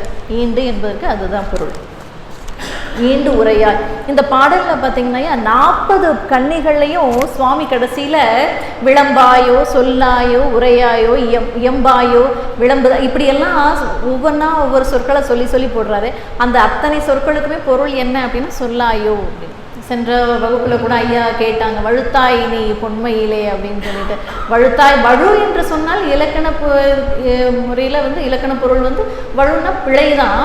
ஆனால் இந்த இடத்துல வழுத்தாய் நீ பொன்மையிலேன்னா நான் சொல்லிய செய்திகளையெல்லாம் நீ பிழையின்றி சுவாமியினிடத்தில் தொகுத்து சொல்லாயோ, சொல்கிறது தான், நீ போய் சொல்ல மாட்டாயோ அப்படின்னு சொல்லி சுவாமிகள் அந்த இடத்துல கேட்கிறார். ஈண்டுரையாயினா இங்கு நீ என்னிடம் அதை சொல்ல மாட்டாயோ, இங்கு சொல்வாயோ அப்படின்னு சொல்லி கேட்கிறாங்க. 28வது தேவாதி தேவன் சிவஞான தேசிகனை வாயென்று அழைத்து வர மாட்டாயோ பொன்மையிலே. தேவாதி தேவன் சிவஞான தேசிகனை வாயென்று அழைத்து வர மாட்டாயோ பொன்மையிலே. பொன்மையிலே தேவர்களுக்கெல்லாம் தேவன் அவன். இவன்தான் பெரிய சுவாமி. எல்லாம் 30 தேவர்களும் வந்து வணங்கக்கூடியவன் என்னுடைய சுவாமி, என்னுடைய முருகப்பெருமான். அவன் சிவஞான தேசிகன் அப்படின்னு சொன்னான். சிவஞான தேசிகன் அப்படின்னா சிவப்பரம்பொருளினுடைய உட்கருத்தை போதிக்கக்கூடிய குருவாகி நின்றவன் என்னுடைய தேசிகன்னா குரு தான். சிவஞானத்தை, அந்த பரம்பொருளின் நுட்பத்தை, ஆகமத்தை வந்து எனக்கு சொல்லக்கூடியவன் அந்த சிவஞான தேசிகன். அவனை வாவென்று அழைத்து வர, முருகா வா உட்கார் போகலாம், வாயேன் அப்படியே ஒரு ரவுண்ட் போயிட்டு வருவோமே அப்படின்னு நீ மயிலே சுவாமியை என்னிடத்துல கூப்பிட்டுட்டு வரமாட்டியா, எங்கேயா போகலாம் அப்படின்னு சொல்லி கூப்பிட்டுட்டு அவன் ஏறி உட்காந்தோன்னே நீ என்கிட்ட கூப்பிட்டு வந்துடு சுவாமியை, நான் அவனை பார்த்துக்கிறேன் சரியா, அவன் வந்து என்னை ரொம்ப நாளாகவே என்னை வந்து தவிக்க விட்டுட்டே இருக்கான், நான் கூப்பிட்ட குரலுக்கு வரமாட்டேங்கிறான், நீ சும்மா அப்படியே கூப்பிடு, வா முருகா ஒரு ரவுண்ட் போயிட்டு வரலாம் அப்படின்னு சொல்லிட்டு உலா போகலான்னு சொல்லி கூப்பிட்டுட்டு நேராக இங்கே எங்கிட்ட வந்துடு, வா என்று அழைத்து வரேன். மயில் போய் வான்னு சொன்னால் சுவாமி வந்துடுவானா, வாயென்று அழைத்து வர மாட்டாய் நீ, அப்படியெல்லாம் நீ செய்ய மாட்டியா மயிலே அப்படின்னு சொல்லிட்டு சுவாமி கேட்கிறேன். தேவர்களுக்கெல்லாம் மேலான தேவன் சிவஞான தேசிகன், சிவஞானத்தை போதிக்கக்கூடிய குருவானவன் என்னுடன் நீ என்ன செய்யற, வருவாய் முருகா என்று சொல்லி அவனை என்னிடம் அழைத்து கொண்டு வர மாட்டாயோ அப்படின்னு சொல்லி இந்த பாடலிலே கேட்கிறார். அடுத்தது, இரவு பகலாக இங்கே எண்ணி உழல் பாங்கை துறைமகனாரிடம் போய் சொல்லாயோ பொன்மையிலே. இரவு பகலாக அப்படின்னா எனக்கு வந்து நேரங்காலமே தூக்கம் இல்லை, சாப்பாடு இல்லை, சதா சர்வகாலமும் சுவாமியையே நான் நினச்சிக்கிட்டே இருக்கேன், அவனை எண்ணி எண்ணி உழன்று கொண்டிருக்கிறேன். உழல்கள் என்று சொன்னால் சுழல்கள் அப்படிங்கிற பொருள். அதாவது வந்து என்ன ஒரு காரியத்தை நினைச்சாலுமே, இப்போ இந்த 2 நாள் விழா நடந்தது, பரிபூரணம் நடந்த போதும் அந்த நிகழ்ச்சியை அமைத்தவர்களுக்கெல்லாம் ஒரு கிட்டத்தட்ட 1 வாரமாகவே எந்த செயலிலையுமே வந்து மனம் ஒன்றி இருக்காது. அவங்களுக்கு இந்த நிகழ்வுகள் நல்லபடியாக நடக்கணுமே அந்த ஒரு டென்ஷன் இருந்துகிட்டே இருக்கும். வேறு எந்த இடத்துல இருந்தாலும், எந்த செயலை சாப்பிட்டாலும் சரி, தூங்கினாலும் சரி, அதோட அதை பண்ணணும், அவங்களுக்கு அதை ஃபோன் பண்ணி சொல்லணும், இதை ரெடியாக இருக்கான்னு பார்க்கணும், இந்த விழா நல்லபடியாக நடக்கணும்னு ஒன்றையே நீங்கள் சதா திரும்ப திரும்ப எண்ணிக்கொண்டே அதிலேயே உழன்று கொண்டு இருக்கிறீர்கள் இல்லையா? அதை போலவே பாமன் சுவாமிகள் முருகப்பெருமானையே நினைத்து நினைத்து நினைத்து அதிலேயே உழன்று கொண்டு இருக்கிறார். அப்படிங்கிறதா இந்த இரவு பகலாக இங்கே எண்ணி அவனை நினைந்து நினைந்து நான் என்ன செய்து கொண்டிருக்கிறேன், உழன்று கொண்டிருக்கிறேன் அப்படின்னு சொல்லி. உழலுதல் என்றால் சுழலுதல், அதாவது தன்னிலை மறத்தல். தன்னிலையை மறந்து அதை இந்த குரங்கு பார்த்தீங்கன்னா மரத்துக்கு மரம் தாவிக்கிட்டே இருக்கும், சுற்றிக்கிட்டே இருக்கும். ஆனால் அது ஏன் அப்படி செய்யுதுன்னா அதுக்கு காரண காரியம் ஒன்று இருக்காது. ஆனால் அதை சுழன்று கொண்டே இருக்கும், சுற்றி தெரிந்து கொண்டே இருக்கும். மனம் வந்து ஒரு நிலையில் இல்லாமல் அமைதியின்றி தவிக்கக்கூடியது அந்த உழல்தல். அதுதான் சுவாமி அப்படி ஆயிட்டாராம். கிட்டத்தட்ட வந்து நான் பித்தனே ஆயிட்டேன், என்னோட சித்தமே கலங்கி போச்சு, உன்னை நினைச்சு நான் கூப்பிட்டு நீ வராமல் இப்படி பண்ணிட்டு இருக்க பார்த்தியா, இதனால எனக்கு பைத்தியமே பிடிச்சிரும் போல இருக்கு அப்படிங்கிற அளவுக்கு சுவாமிகள் வந்து அந்த நிலைக்கு தள்ளப்பட்டிருக்கிறார். அதுதான் அலைதல் என்று சொன்னால் வந்து அசைதல். என்னுடைய மனம் அந்த இடத்துல துன்பப்படுகிறது அப்படின்னு சொல்லி ஒரு நிலை. இந்த உழலைன்னு சொல்லுவாங்க. உழலைன்னா அந்த செக்கு நடுவில் ஒரு மரம் இருக்கும், அந்த மாடு செக்கை சுற்றி வரும் இல்லைங்கய்யா, அந்த நடுவில் இருக்கிற அந்த மரத்துக்கு தான் வந்து உழலைன்னு பேராம். உழன்று வருது அப்படி சுற்றி வர்றதுனால அதற்கு வந்து அந்த பேர். நம்முடைய மனமும் ஒரு நிலையில் இல்லாமல் அப்படியே முருகப்பெருமானே சுற்றி சுற்றி சுற்றி வந்துட்டே இருக்கான். அதுதான் உழல்தல் அப்படின்னு சொல்லி சுவாமி இந்த இடத்துல சொல்கிறாரு. இரவு பகலாக இங்கே எண்ணி உழல் பாங்குன்னா அந்த நிலை, என்னுடைய அந்த நிலையை துரைமகனார், துரைன்னா சுவாமி இந்த இடத்துல நம்முடைய தலைவன் முருகப்பெருமான் இடத்துல போய் சொல்லாயோ பொன்மையிலே, நான் இப்படி நினைத்து அவனை வருந்துகின்ற என்னுடைய இந்த மனப்பாங்கை, என்னுடைய இந்த மனநிலையை அந்த துறையினிடம், அந்த தலைவனிடம் நீ சென்று சொல்ல மாட்டாயோ அப்படின்னு சொல்லி சுவாமிகள் வந்து இதில் கேட்கிறாரு. அடுத்தது 30வது பாடல். அத்தன் அருமறையோன் அண்ட நிறை எல்லாம் ஆள் வித்தகனுக்கு என்னை விளம்பாயோ பொன்மையிலே. அத்தன் அருமறையோ அண்டநிறை எல்லாம் ஆள் வித்தகனுக்கு என்னை விளம்பாயோ பொன்மையிலே. விளம்பாயோ என்று சொன்னால் சொல்ல மாட்டாயோ அப்படிங்கிறதா இந்த இடத்துல பொருள். பொன்மையிலே அத்தன் என்று சொன்னால் இந்த இடத்துல வந்து அப்பா, தந்தை, குரு, கடவுள், இப்படி நிறைய பொருள்கள் வந்து அந்த இடத்துல வச்சு. இந்த இடத்துல சுவாமி வந்து தன்னுடைய தந்தையாக, தன்னுடைய கடவுளாக குமரகுருதாச சுவாமிகள் முருகப்பெருமானை சொல்லுகிறார். என்னுடைய அத்தன், என்னுடைய தந்தை அருமறை. அருமறைன்னு அருமையான, கிடைத்திற்கு அரிய அந்த மறைன்னு இங்கே வல்லினரகரம் போட்டிருக்காங்க. வேதம், மறை என்று சொன்னால் வேதம். இதை இந்த வல்லினரகரத்துக்கு பதிலாக இடைநரகரம் மறை போட்டுட்டோம்னா மான், தாமரை, குதிரை, தவளை, இப்படி நிறைய பொருள்கள் இருக்கிறது. அந்த மறை என்பதற்கு அருமறையும் அத்தன் என்னுடைய தந்தை, இந்த அரிய வேதங்களுக்கெல்லாம் தலைவன், இந்த அண்ட நிறை எல்லாம் ஆள். இந்த அண்டங்கள் நிறைய பால்வெளியில் நிறைய கேலக்ஸி இருக்குது அப்படின்னு நம்ம சொல்கிறோம், மில்கிவேலம் இல்லையா? இந்த ஒரு நட்சத்திரம், ஒவ்வொரு நட்சத்திரமும் ஒவ்வொரு சூரிய குடும்பமும் அந்த ஒவ்வொரு இடத்துலையும் ஒவ்வொரு பூமி இருந்து கொண்டு இருக்கிறது, மக்கள் வாழ்கிறார்கள் இப்படியெல்லாம் சொல்கிறோம். அந்த அண்டங்கள் எல்லாம் எப்படி இருக்கிறதாமா அந்த பிரபஞ்சத்தில், விண்வெளியில் நிறை, இடைநரகரம் போட்டிருக்காங்க, சின்னரா போட்டிருக்காங்க. இந்த நிறை அப்படின்னா என்ன பொருள் அப்படின்னு சொன்னால் அவையெல்லாம் ஒரு வரிசை கிரமமாக இருக்கான், அங்கங்கே அப்படி சிதறன மாதிரி இல்லாமல் அதில் ஒரு ஒழுங்குமுறை இருக்கிறதா. அந்த அண்டங்கள் வந்து அப்படி வந்து வரிசைப்படுத்தி அடுக்கி வைக்கப்பட்டிருக்கிறதா. அதுதான் வந்து அண்ட நிறை, ஒழுங்காக சீராக அழகாக அடுக்கி வைக்கப்பட்டிருக்கக்கூடிய அந்த அண்டங்களை ஆளக்கூடிய வித்தகன். வித்தகன்னு சொன்னால் வித்தக்காரன்.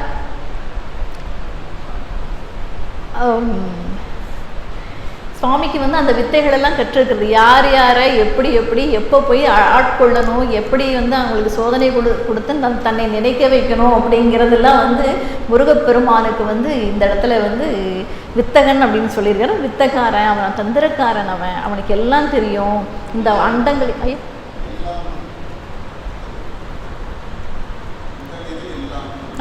எல்லா அண்டங்களையும் ஆளக்கூடியவன். அண்ட நிறை எல்லாவற்றையுமே ஆளக்கூடியவனுங்கய்யா. அண்டங்களின் கூட்டங்கள் இருக்கு இல்லையா, ஒரு அண்டம் மட்டும் இல்லை இந்த பிரபஞ்சத்துல, அங்கங்க நிறைய அண்டங்கள் இருக்கிறது. அந்த அண்டங்கள் மொத்தத்திற்கும் அவனே தலைவன், எல்லாவற்றையுமே அவனே ஆளக்கூடிய பெரியவன், பேராற்றல் உடையவன் நம்முடைய முருகப்பெருமான், என்னுடைய தலைவன். அவனிடத்திலே, அந்த வித்தகனிடத்திலே என்னை விளம்பாயோ, என்னை பற்றி நீ அவனிடத்திலே சொல்ல மாட்டாயோ என்று பாடலிலே சொல்லுகிறார். இறைவனும் அரிய வேதங்களும் அவற்றின் முதல்வனுமாகிய அண்டங்களின் கூட்டங்கள், அண்டங்கள்னா இந்த இடத்துல பன்மை பொருளை தான் சொல்லியிருக்காங்க. அந்த அண்டங்கள் எல்லாம் நிறைப்படுத்தி அடுக்கி வைக்கப்பட்டிருக்கிறது, ஒரு ஒழுங்கு சீர்மை பண்போடு இருக்கிறது. அந்த கூட்டங்களை எல்லாம் தன்னுடைய ஆளுமை கீழே கொண்டு வந்திருக்கக்கூடியவன், எல்லாவற்றையும் ஆளக்கூடிய அந்த பரம்பொருளான என்னுடைய பெரிய சுவாமி ஆகிய என்னுடைய தலைவன், அவனிடத்திலே நீ என்னை பற்றி கூற மாட்டாயோ உண்மையிலே என்று பாமன் சுவாமிகள் இந்த இடத்துல முருகனிடத்திலே கேட்கிறார். இந்த இடத்துல விளம்பாய், அந்த வழுத்தாய், சொல்லல், இயம்புதல் எல்லாமே வந்து முருகப்பெருமானிடத்தில் சொல்ல மாட்டாயோ உண்மையிலே என்கின்ற பொருளிலேயே வந்திருக்கிறது. 31வது பாடல்ங்கய்யா. திக்கனைத்தும் போற்ற உள்ள சித்தாந்த முத்தையர்க்கு பக்குவப்பட்டேன் என நீ பண்ணாயோ பொன்மையிலே.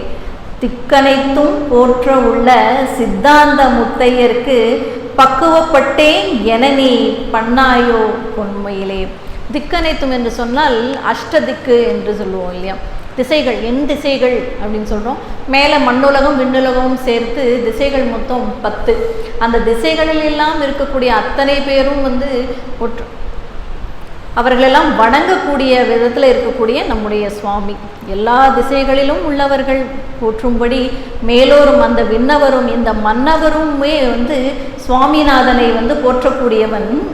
சித்தாந்த முத்தையர்க்கு, சித்தாந்த முத்தி என்று சொல்லுவது ஆணவமலம் நீங்க பெற்று எந்த ஒரு பந்தமும் அந்த உயிரினிடத்தில் இல்லாமல் இறைவனின் திருவடிகளில் இரண்டர கலப்பது.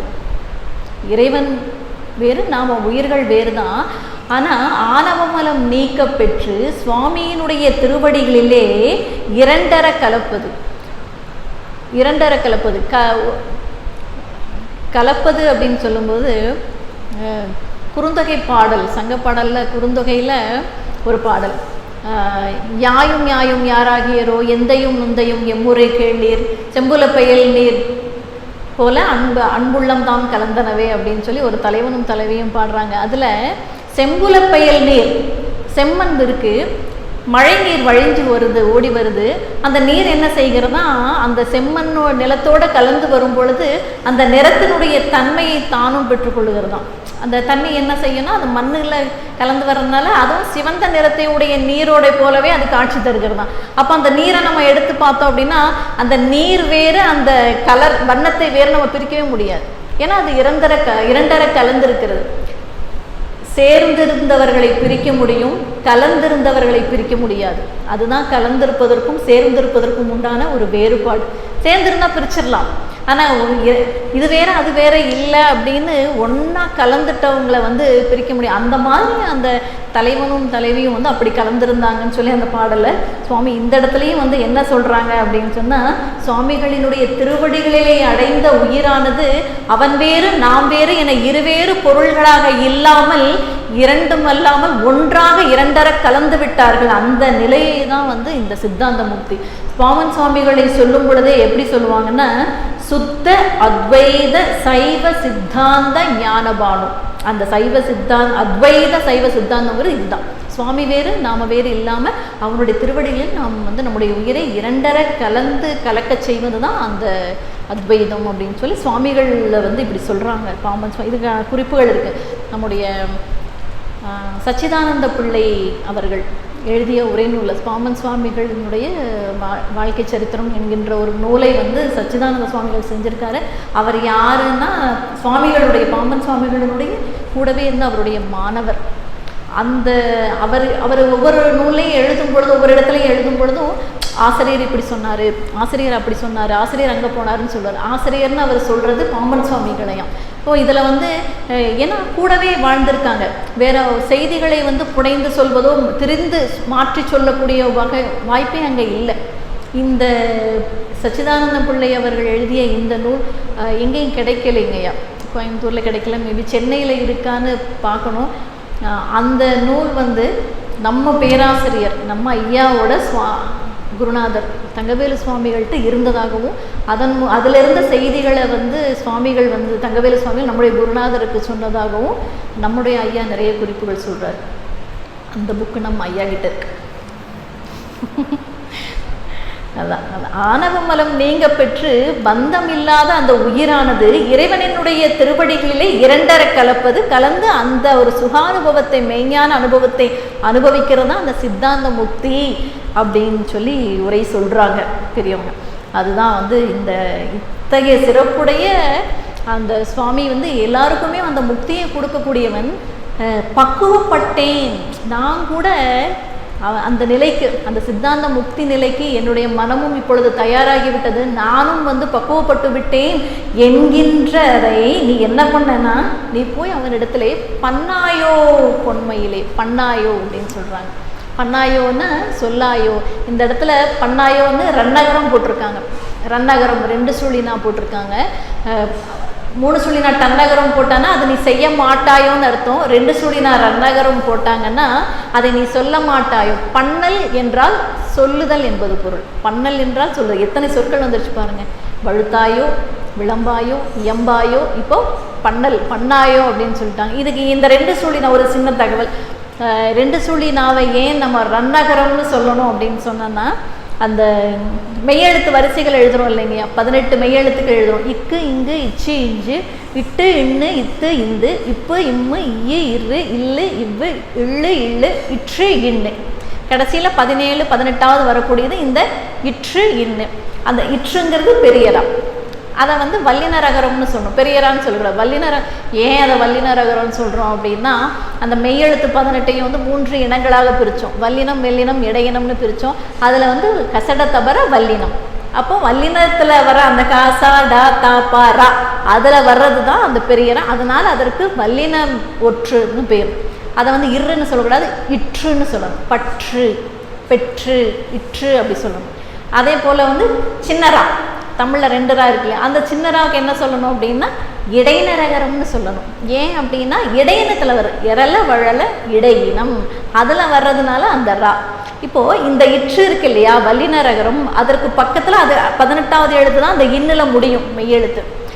எங்கெல்லாம் அந்த ரகரம் வருகிறதோ அந்த அதனால தான் அதுக்கு வந்து ரன்னகரம்னே பேருது. வல்லின ஒற்று எங்கே அந்த ரகரம் வருகிறதோ, பெரியரா வருகிறதோ, அங்கெல்லாம் அந்த 2 சுழினா தான். நீங்கள் வந்து எங்கேயுமே 3 சுழி வருமா அப்படிங்கிற அந்த டவுட்டே உங்களுக்கு வேண்டாம். பெரியரா எங்கெல்லாம் வருதோ கண்ணை மூடிட்டு அங்கே வந்து 2 சுழினாவை போட்டுருங்க. அதனால தான் அதற்கு ரன்னகரம்னே பேர். அதான் வந்து நன்றி, கன்று, சென்றான் அப்படின்னு சொல்கிறோம் இல்லையா, அப்போ அங்கெல்லாம் வந்து 2 சுழினா போட்டால் போதும். அதே போலவே 3 சுழினா அதுக்கு வந்து என்ன பேர் அப்படின்னா டன்னகரம்னு பேர். தானா கழுத்து வரும். இக்கு, இங்கு, இச்சு, இஞ்சு, இட்டு, இன்னு. அந்த ஒரு வெங்கல பாத்திரத்தை அப்படி டனார்னு போட்டு உடச்சானா எப்படி ஒலி வரும் அப்படி இருக்குமா அந்த நா 3 சுழினா அப்படியே டனார் அப்படின்னு ஒலிக்குமா அது. அப்போ எங்கெல்லாம் தகரம் வருகிறதோ அங்கெல்லாம் 3 சுழினா தான் போடணும். வண்டு, நண்டு, பண்டிகை, பண்டு அப்படின்லாம் சொல்லும்போது அந்த இடத்துல வந்து அந்த டானா வந்துருச்சுனாலே 3 சுழினா தான் போகணும். அப்போ அதுக்கு பேர் டன்னகரம் அப்படின்னு சொல்லு. அதே போலவே வந்து தமிழில் தான் 3 நா இருக்கு. நாங்க, ந, நம்ம, ந 3 நா இருக்கு. அதில் வந்து இப்போ 2 பார்த்தாச்சு. ரன்னகரம் பார்த்துட்டோம், டன்னகரமும் பார்த்துட்டோம். அடுத்தது வந்து தன்னகரம். தன்னகரம் இந்த நாட்டுக்கு வர்றது, நாய், நாடு, தமிழ்நாடுன்னு சொல்லும்போது அதுக்கு வர்றது தான். ஏன்னா இத்துக்கு அப்புறம் அந்த இந்து வரும். இக்கு, இங்கு, இச்சு, இஞ்சு, இட்டு, இன்னு, இத்து, இந்து, இத்தினுடைய இன எழுத்து அது கூடவே வரும். எங்கே தகரம் வந்தாலும் அங்கே வந்து அந்த தன்னகரம் தான் வரும். வந்தான், தந்தான், பந்தம், தந்து அப்படின்னு சொல்லி சொன்னோம். அந்த அந்த நகரம் சொல்லும்போது இந்து நம்முடைய நுனிநாக்கு வந்து நம்முடைய மேல் பல் வரிசையில் பல்லுக்கு பின்னாடி ஒரு சின்ன ஒரு சதப்பிடிப்பு மாதிரி ஒரு பட்டு மாதிரி இருக்கும், அங்கே அடிக்கும். தந்தம் வந்தான் சொல்லி பார்த்தீங்கன்னா அந்த நுனினா வந்து அங்கே அங்கே அங்கே அடிக்கும். அது வந்து அதுதான் ஒவ்வொன்றும். அப்போ இந்த சென்றான் 2 சுழி நான் சொல்லும் பொழுது அந்த நுனினாக்கும் கொஞ்சம் உள்ள பல் வரிசைக்கு உள்ளே கொஞ்சம் போனேன்னா அந்த 2 சுழி நான் பிறக்குங்க ஐயா. இன்னும் உள்ள கடையெண்ணம் வரைக்கும் போக வேண்டாம், முன்னாடி இடையெண்ணத்துக்கு அப்புறம் போனீங்கன்னா அந்த பண்ணி பன்னிசை அப்படின்னு சொல்லும்போது அந்த டன்னகரம் பிறக்கும். நீங்கள் சொல்லி பார்த்தீங்கன்னா பண்ணல் அப்படி சொல்லும்போது நம்முடைய இந்த நாக்கு வந்து அப்படி தடிச்சு படரும். அது உறுப்புகள் அப்படியா ஒவ்வொரு ஒலி எழுத்துக்களும் அப்படி பிறக்கும்போது நம்முடைய உறுப்புகள் எந்த வகையான மாற்றங்களை ஏற்படுத்துது அப்படிங்கிறதுக்காக சொல்கிறேன் நான். அது நிறைய இன்றைக்கு நிறைய இந்த ஊடகங்களில் நிறைய பிள்ளைகள் அத்தனை பேசுகிறவங்களுக்கு நகர வேறுபாடுகள் வர்றதில்லை. எங்கே ரா போடணும், எங்கே சின்னரா போடணும், எங்கே எந்த நகரம் சொல்லணும். வணக்கம் வணக்கம் எப்படி இருக்கும் வணக்கம், அந்த அந்த எழுத்துக்கு உண்டான அந்த அந்த அழுத்தத்தை உச்சரிப்பில் நீங்கள் கொடுத்தீங்கன்னா தான் அந்த பொருளே வரும். நன்றி வணக்கம் மாறி அந்த அந்த அழுத்தம் நம்ம கொடுக்கலனாங்கம்மா நன்றியில் வந்து அந்த வல்லினரகரத்துக்கு பதிலாக இடையின வந்துருங்க. அதுக்கு அவ்வளவு சொல்லவே வேண்டியதில்லை. அரி அப்படின்னு சொன்னா பொருளை அறிவது, கட் பண்ணுறது. அது சின்னறி போட்டிங்கன்னா அரி அப்படின்னு சொன்னாலும் நம்ம சுவாமியை சொல்லலாம். அதே போல் பெரிய வல்லினரகரம்னா அரி, அப்போ நாக்கு இன்னும் கொஞ்சம் மடித்து உள்ளே போகும். அந்த அழுத்தம் கொடுக்கும்போது அறிந்து கொள்ளுவதில் என்கின்ற அந்த பொருளை வந்து இன்னைக்கு நிறைய பிள்ளைகள் செய்கிறாங்க. அதே போல் வந்து அந்த மகிழ்ச்சி புகழ்ச்சி அப்படின்லாம் சொல்லும் பொழுது அந்த புகழ் சிறப்புழகிறதுக்கே உரிய அந்த சிறப்பு என்னன்னா அந்த ஒரு எழுத்து தான் தனக்கு அடுத்து வந்து ஒரு மெய்யெழுத்தை வந்து வர்றதுக்கு விடும். வேற எந்த இதுலையும் பாருங்களேன் வந்து எந்த லகரம் மற்ற இல்லு லட்டுலாவோ பொதுலகரமோ வந்து அதை கொடுக்காது, இடம் கொடுக்கவே கொடுக்காது. இப்போ மல்லிகைன்னு நீங்கள் எழுதுனீங்கன்னா இல்லு வந்து வகரலகரம், இந்த லட்டுலாக்கு பேர் வகரலகரம் அல்லது மேல்நோக்கு லகரம். அது போட்டிங்கன்னா பக்கத்தில் அதே லகரம் தான் நீங்கள் போடணும். பள்ளின்னு நீங்கள் எழுதுனீங்கன்னா பொதுலகரம் வந்துச்சுன்னா பக்கத்தில் வந்து பொதுலகரலி தான் போடணும். இந்த இந்த சிறப்புழகரத்துக்கு பக்கத்தில் வந்து இள்ளு போட்டு இந்த சிறப்புழகரலியே வரவே வராது. அப்படி ஒரு சொல்லே கிடையாது. ஆனால் இந்த வகரல லட்டுலா பொதுலகரம் இது வந்து பக்கத்தில் வந்து எந்த வேற மெய்யெழுத்தை வரவே விடாது. சிறப்புழகரம் மட்டும்தான் வந்து வேற மெய்யெழுத்துக்களை கொடுக்கும். வாழ்க்கை அப்படின்னு சொல்லும்போது வாழ் இக்கு அங்கே ஒரு மெய் வரும். புகழ்ச்சி அப்படின்னு சொல்லும்போது புகழ் சிறப்புழகரம் போட்டு இச்சு வரும் அங்கே. இதெல்லாம் வந்து இலக்கணம். இதெல்லாம் பிழை இல்லாமல் வந்து தமிழை பேசுவதற்கும் எழுதுவதற்கும் சின்ன சின்ன அந்த அந்த குறிப்புகள் தான் அது. அதே போல் வல்லின ஒற்று இரட்டிக்காது. எங்கேயுமே வந்து அதற்குன்னு எழுதுவாங்க. ஆதார் இற்று வல்லொற்று போட்டு பக்கத்தில் இக்கு போடுவான். அப்படி போடக்கூடாது. கசகத்தபர இக்கு இச்சு இட்டு இத்து இப்பு இற்று அந்த 6 வல்லினமைகளும் ஒன்றுக்கு பக்கத்தில் ஒன்று வரவே கூடாது. பயிற்சி பா ஈ உயிர்மை ஈ இற்று சீதான் அந்த இற்றுக்கு அப்புறம் இச்சு போடக்கூடாது. இதெல்லாம் வந்து இன்னைக்கு நிறைய பிள்ளைகள் செய்கிறாங்க. நிறைய பள்ளிகளில் தமிழாசிரியர்களே வந்து இந்த பிள்ளைகளை செய்கிறாங்க. இப்போ படித்து வர்ற குழந்தைகள்லாம் நிறைய பண்ணுறாங்க. பார்க்குறதுக்கே நமக்கு ரொம்ப கஷ்டமாக தான் இருக்குது. இதெல்லாம் ரொம்ப அடிப்படையான ஒரு விஷயங்கள் இல்லையா? இதை கூட தெரிஞ்சுக்காமல் வர்றாங்களே. ஏன்னா அவங்க வந்து பாடம் எடுத்து அவங்கக்கிட்ட கற்றுக்கொள்ளக்கூடிய மாணவர்கள் வந்து இதை எவ்வளவு தூரம் எப்படி தப்பாக வந்து நம்முடைய மொழியை பிரயோகம் பண்ணுவாங்க, அந்த மொழி எப்படி சிதலம் அடையுது அப்படிங்கிறது போது அதை நினைக்கும் போது ரொம்ப வேதனைக்குரிய ஒரு விஷயமா இருக்குது. சின்ன சின்ன விஷயம், சின்ன சின்ன இதெல்லாமே வந்து அது அந்த யாருக்கும் அந்த லகரங்கள் வராது. பல் அப்படின்னா நம்முடைய நுனிநாக்கு போய் பல் அப்படின்னு சொல்லும்போது அந்த பல் வரிசையில் அங்கே வந்து ஒற்றணும். அப்படி இப்படி ஒற்றி எடுத்தால் போதும், அதான் இல்லை. அதே கொஞ்சம் உள்ள மடித்து பள்ளி வருடணும். அந்த இடத்த பள்ளி அப்படி வருடி வரும். அந்த நாக்கு போய் அப்படி தொட்டு அப்படி வந்தோன்னா அது பொதுலகரம் வந்துடும். வாழ்க்கை அப்படின்னு சொல்லுவோம். நம்மளுக்கே உரிய அந்த சிறப்புழகரம் உள்ளே கொண்டு போயிடணும். உள்ளே கொண்டு போய் அந்த கடையெண்ணத்தில் போய் அது தொடும் பொழுது அந்த சிறப்புழகரம் இயல்பாக பிறக்கிறது. தமிழ் மொழியை படிக்கக்கூடியவர்கள் யோகாசனங்கள் எதுவும் செய்ய தேவையே இல்லையாம். ஏன்னா அந்த மெய்யெழுத்தை வந்து நடத்தும் போது நின்றுக்கிட்டு நடத்துகிறோம்ல, இச் அப்படி சொல்லும்போது அதுவே எங்களுக்கு பிராணாயாமமா. இன்னொரு ஒரு ரகசியமாக நான் சொல்கிறேன், தமிழ் மொழியை படிக்கிறவங்க வந்து ரொம்ப இளமையோடு இருப்பார்களாம். என்றைக்குமே மாறாத அழகோடையும் குன்றாத இளமையோடும் இருக்கக்கூடியவர்கள் தமிழ் மொழியை கற்ற நல்ல தமிழ் பேசக்கூடியவர்கள் அத்தனை பேருக்குமே இது பொருந்தும். இது வந்து உண்மை. ஏன்னா அந்த சிறப்பு அந்த மாதிரி தமிழ் மொழி வந்து தமிழில் வந்து நம்ம அதை தேடி ஒரு அடி எடுத்து வச்சா போதும், அது நம்மளை தேடி வருங்கய்யா. வகுப்புல இந்த குழந்தை என்ன செய்வாங்க, இன்றைக்கி இலக்கணம் படிக்கணும் செய்யணும்னா, அம்மா வேண்டாம் துணைப்பாடம் சொல்லுங்களேன், கதை சொல்லுங்கள், உரைநடை பாடத்துக்கு போகலாமே அப்படிமா. என்ன பயப்படுறாங்க, போரிங்காக இருக்கும் இலக்கண பாடம் செய்யலாம், ரொம்ப போரிங்குமா, நீங்கள் அது சொல்லாதீங்க, ஒரு கதை சொல்லுங்கள். கதை சொன்னால் தான் பாடம் எடுக்க விடுவான். அதை சொல்லிவிட்டு அதை வந்து எவ்வளோ எளிமையாக, இது கால்குலேஷன்ரா, மேத்ஸ், இது எல்லாமே டிரைவ் பண்ணலாம். பண்பு பெயர் புணர்ச்சியெல்லாம் இந்த பக்கம் இருந்து இந்த பக்கம்லாம் எழுதி ஈஸியாக வரும். அப்போ அதெல்லாம் சொல்லி சொல்லி நம்முடைய தமிழ் மொழியினுடைய பெருமைகளை வந்து நம்முடைய குழந்தைகளுக்கு நாம் வந்து சொல்லிக் கொடுக்கணும். ஏன்னா மொழி என்பது ஒரு அடையாளம், மொழி என்பது வந்து ஒரு கலாச்சாரம், மொழி என்பது ஒரு பண்பாடு. அந்த மொழி இல்லாமல் நம்ம ஒன்றுமே கிடையாது. வேற மற்ற தொழில்துறையிலோ அறிவியலிலோ எத்தனை துறைகளில் நம்ம வளர்ச்சி பெற்றவர்களாக இருந்தாலுமே மொழி அறிவு இல்லை அப்படின்னு சொன்னால் நம்ம மற்ற துறைகளில் நம்ம உயர்ந்திருந்து அது பயனே இல்லைங்கய்யா. அதனால் நம்முடைய மொழியை வந்து நாம் நல்லபடியாக பேசணும், நல்லபடியாக அதை கற்றுக்கொள்ளணும். அதுதான் நம்முடைய சிறப்பு. நம்ம மொழியை நாமளே சரியாக பேசாமல் இருந்தானா வேறு யார் வந்து அதை செய்ய போகிறான்? அதுதான்.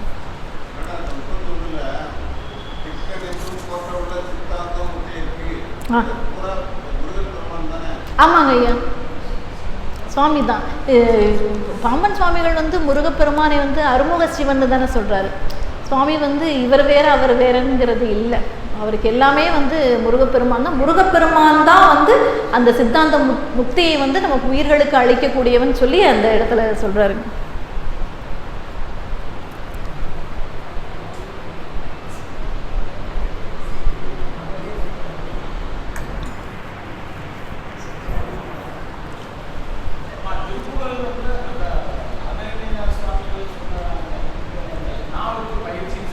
ஆமாங்க ஐயா, ஆமாம்.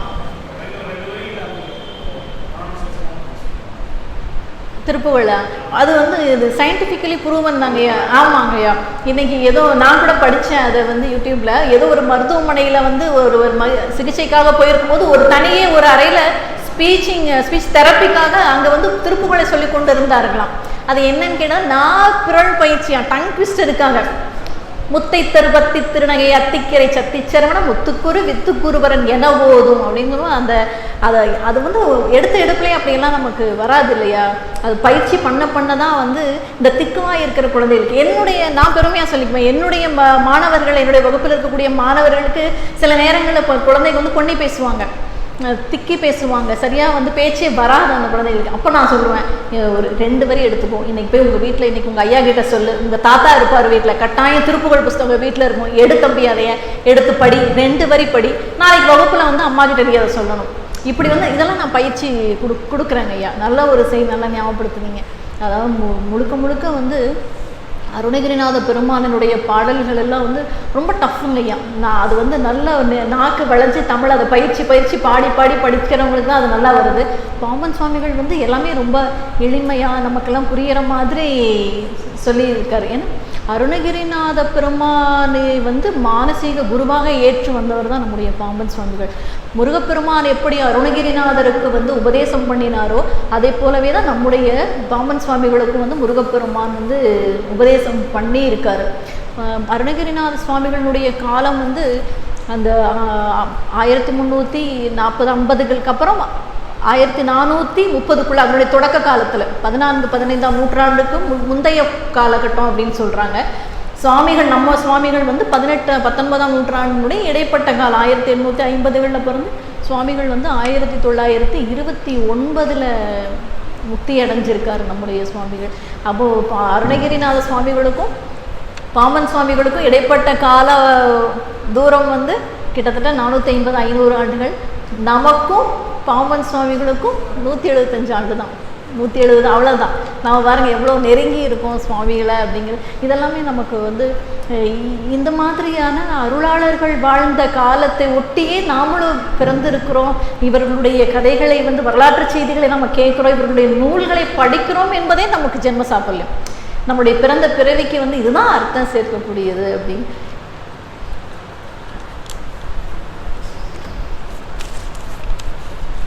சுவாமி வந்து அந்த வலசை பிரபையில்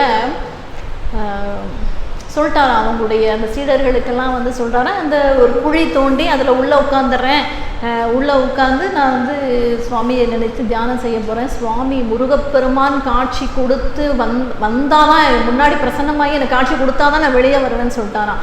அப்போ அங்கே இருக்கிற சீடர்கள்லாம் அதை கேட்டாங்கன்னா, வரலைன்னா என்ன பண்ணுறது, நீங்கள் உள்ளே போய் உட்காந்துடுறீங்க, வரலைன்னா என்ன செய்கிறது அப்படின்னு சொல்லி அப்படி கேட்டோடனே, வரலை அப்படின்னா சுவாமி வரலை எனக்கு காட்சி கொடுக்கல அப்படின்னா மேலே மூடிடுங்க, என்ன நான் உள்ளே இருந்துடுறேன் அப்படின்னு சொல்லி சுவாமி சொல்லிட்டானா. அதே போலவே சாமி என்ன சொல்லியிருக்காரு, தினந்தோறும் கொஞ்சம் பச்சரிசி சாதமும் கொஞ்சம் பருப்பு பச்சைப்பயிறு அதுவும் வந்து கலந்து அந்த இடத்துல வைங்க, நான் எடுப்பேன், இன்னைக்கு வைங்க, நான் அதை எடுத்துட்டேன் அப்படின்னா அடுத்த நாளும் வைங்க, இப்படியே வைங்க, நான் எடுக்கவே இல்லைன்னா அதுக்கப்புறம் வைக்கவே வேண்டாம். அப்போ அதுக்கு என்ன அர்த்தம் அப்படின்னு சொன்னால், நான் முக்தியை அடைஞ்சிருக்கேன், ஞானத்தில் இருக்கேன் அப்படிங்கிறது, என்னை மூடிடுங்க அப்படின்னு சொல்லியிருக்கான். இப்படியே இருந்து 6 நாட்கள் இருந்தாராம். 6 நாட்கள் இருந்து தான் முருகப்பெருமான் வந்து காட்சி கொடுத்துருக்காரு சுவாமிக்கு. எப்படி வந்தாராம் முருகப்பெருமான், அகத்திய மாமுனிவரும் அருணகிரிநாத சுவாமிகளும் வந்து புடைசூழ வர்றாராம்.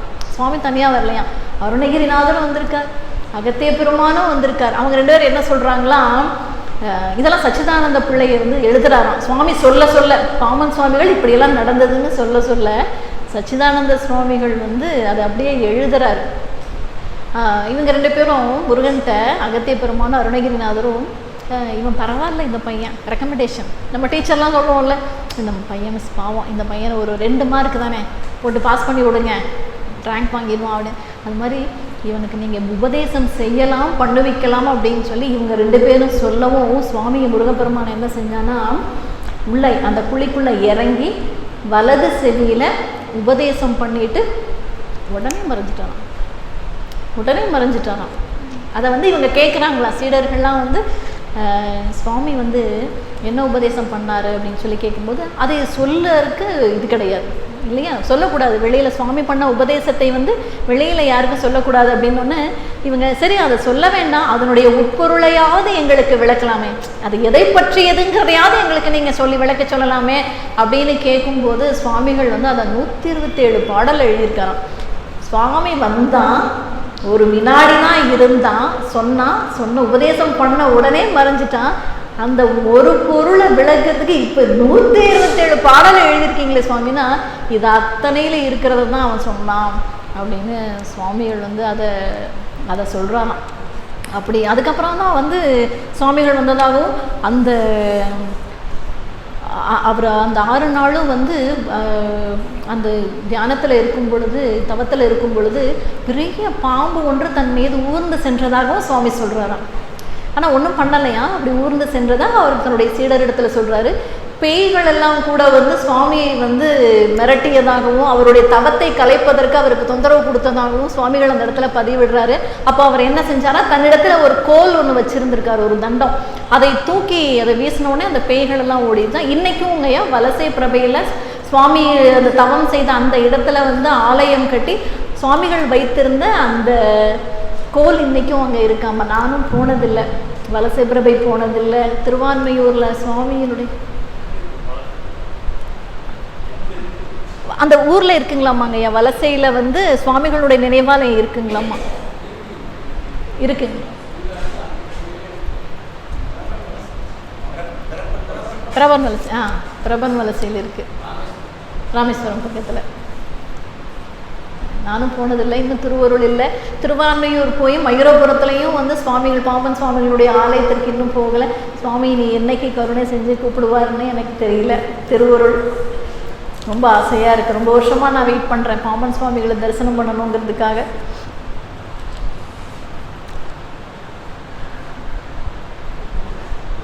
முப்பத்தி 31 முடிச்சிட்டோம். 32வது பாடல். வேலை பிடித்த செங்கை வேந்தை அழைக்க உந்தன் காலை பிடித்தேன் என் காதலால் பொன்மையிலே. வேலை பிடித்த செங்கை வேந்தை அழைக்க உன்றன் காலை பிடித்தேன் என் காதலால் பொன்மையிலே அப்படின்னா கடைசியில் சுவாமி என்ன பண்ணார்? இத்தனை நேரமும் 31 பாட்டில் அப்படி மயில உட்கார வச்சு 2 பேரும் உரையாடி கொண்டிருந்தார். ஒரு ஆரோக்கியம் அப்படியே போயிட்டுருக்கு. இதெல்லாம் குழம்பிகிட்டே இருந்தார். கடைசியில் என்ன பண்ணிட்டார் சுவாமி? இதுக்கு மேலே பேசுறதுக்கு ஒன்றும் இல்லைன்னு மயிலோட காலில் விழுந்துட்டாராம், காலை பிடிச்சிக்கிட்டாராம். அதுதான் அந்த அதாவது நமக்கு ஒரு காரியம் ஆகணும் அப்படின்னு சொன்னால் சம்மந்தப்பட்டவங்களை கையில் காலில் விழுந்தாவது நாம் வந்து அதை சாதிச்சுக்குவோம் இல்லையா? அதுதான் காலை கையை பிடிக்கிறது தான் இப்போ மறுபடி காக்கா பிடிக்கிறதுன்னு ஆகி போச்சு. அந்த சுவாமி அதான் சொல்கிறாராம், வேலை பிடித்த செங்கை. வேலைன்னா வேல்படையை முருகப்பெருமான் தன்னுடைய கைகளிலே வேலை ஏந்தி இருக்கிறாரு. அந்த கைகள் எப்படி இருக்கான்? செங்கையாம், சிவந்த நிறமுடைய கைகளா. இன்னும் அழகா இருக்கு, எப்படி வர்ணிக்கிறார் பாருங்க. சிவந்த அழகான தன்னுடைய கைகளிலே அந்த வேலை பிடித்திருக்கக்கூடிய வேந்தை. வேந்தைனா வேந்தன், அரசன், மன்னன், என்னை ஆளக்கூடிய என்னுடைய அரசன் தன்னுடைய சிவந்த கைகளிலே வேலை பிடித்து கொண்டிருக்கிறான். அவனை நீ என்ன பண்ற தெரியுமா? ஒன்றன் அவனை அழைத்து வர. நீ வந்து என்னுடைய வேந்தனை என்னிடத்திலே அழைத்து வருவதற்காக உந்தன் காலை பிடித்தேன். அப்புறம் அந்த மயிலினுடைய அந்த 2 கால்களையும் கெட்டியாக பிடித்து கொண்டு காலே விழுந்துட்டார் சுவாமி. பாமன் சுவாமி மயில் காலில் விழுந்துட்டு, என்னுடைய அரசனை என்னிடம் அழைத்து வரும்படி நான் உன்னுடைய கால்களிலே விழுந்தேன் அப்படின்னு சொல்லிட்டு தன்னுடைய இந்த காதலால் சுவாமி மீது கொண்டுள்ள அந்த பக்தியினுடைய காதலின் மிகுதியினால என்ன செய்யறாரு? அந்த மயிலினுடைய 2 கால்களையும் இறுக பற்றி கொண்டாராம். பற்றிக்கிட்டு அப்படி கெஞ்சி கேட்குறானா, சுவாமி எப்படியாவது என்கிட்ட கூட்டிகிட்டு வந்துடுறேன், உனக்கு காலில் விழுந்து கெஞ்சிறனே, உன்னை நான் இப்படி கெஞ்சிறனே, என்கிட்ட நீ அவனை இட்டுன்னு வரமாட்டேன், அழைச்சிட்டு வரமாட்டேன் சுவாமியை அப்படின்னு சொல்லி அப்படி கெஞ்சிறாராமா. அந்த அழகிய வேற்படையை ஏந்திய சிவந்த கைகளை உடைய என்னுடைய அரசனை நீ என்னிடம் அழைத்து கொண்டு வரும்படி உன்னை நான் வேண்டி நிற்கின்றேன். அவனிடம் நான் கொண்டுள்ள என்னுடைய இந்த அதீதமான அன்பினை வந்து அன்பின் மிகுதியினால தான் நான் இதை செய்கிறேன். என்னோட சுவாமி இல்லாமல் என்னால் இருக்கவே முடியல. அவனை விட்டு எனக்கு ஒரு நிமிஷம் கூட என்னுடைய சுவாமியை நினைக்காம நான் இருக்கிறது இல்லை. என்னுடைய சுவாமியை நீ என்னிடத்தில் அழைத்து வர மாட்டாயோ அப்படின்னு சொல்லி அந்த மயிலினுடைய கால்களிலேயே வந்து சுவாமி வந்து விழுந்துட்டார். 33வது பாடல். அம்பரம் அது ஆன எங்கள் அண்ணல் திருவடியை கும்பிட்டேன் என்று சொல்லி கூட்டிவா பொன்மையிலே. அம்பரம் அது ஆன எங்கள் அண்ணல் திருவடியை கும்பிட்டேன் என்று சொல்லி கூட்டிவா பொன்மையிலே. பொன்மையிலே அழகிய மயிலே. அம்பரம், அம்பரம் என்று சொன்னால் இந்த இடத்துல ஆகாசம் என்பது பொருள். இந்த அண்ட பெருவழி, இந்த ஆகாசம் முழுவதையுமே ஆளக்கூடிய எங்களுடைய அண்ணல்.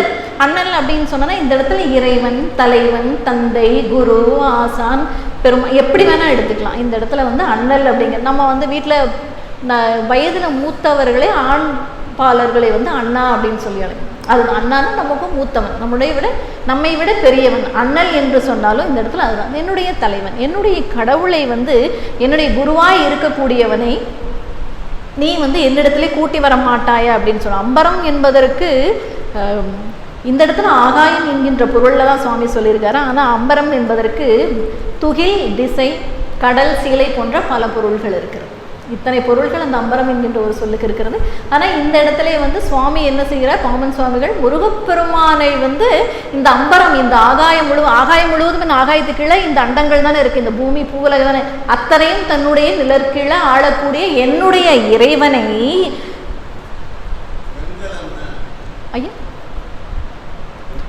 எங்கள் அண்ணல், என்னுடைய தலைவன், எங்கள் போன்ற என் போன்றவர்களுடைய அண்ணல்னா தலைவன் ஐயா. இந்த இடத்துல இறைவன், கடவுள்னு பொருள், என்ன வேணா சொல்லிக்கலாம் அந்த இடத்துல சுவாமியை.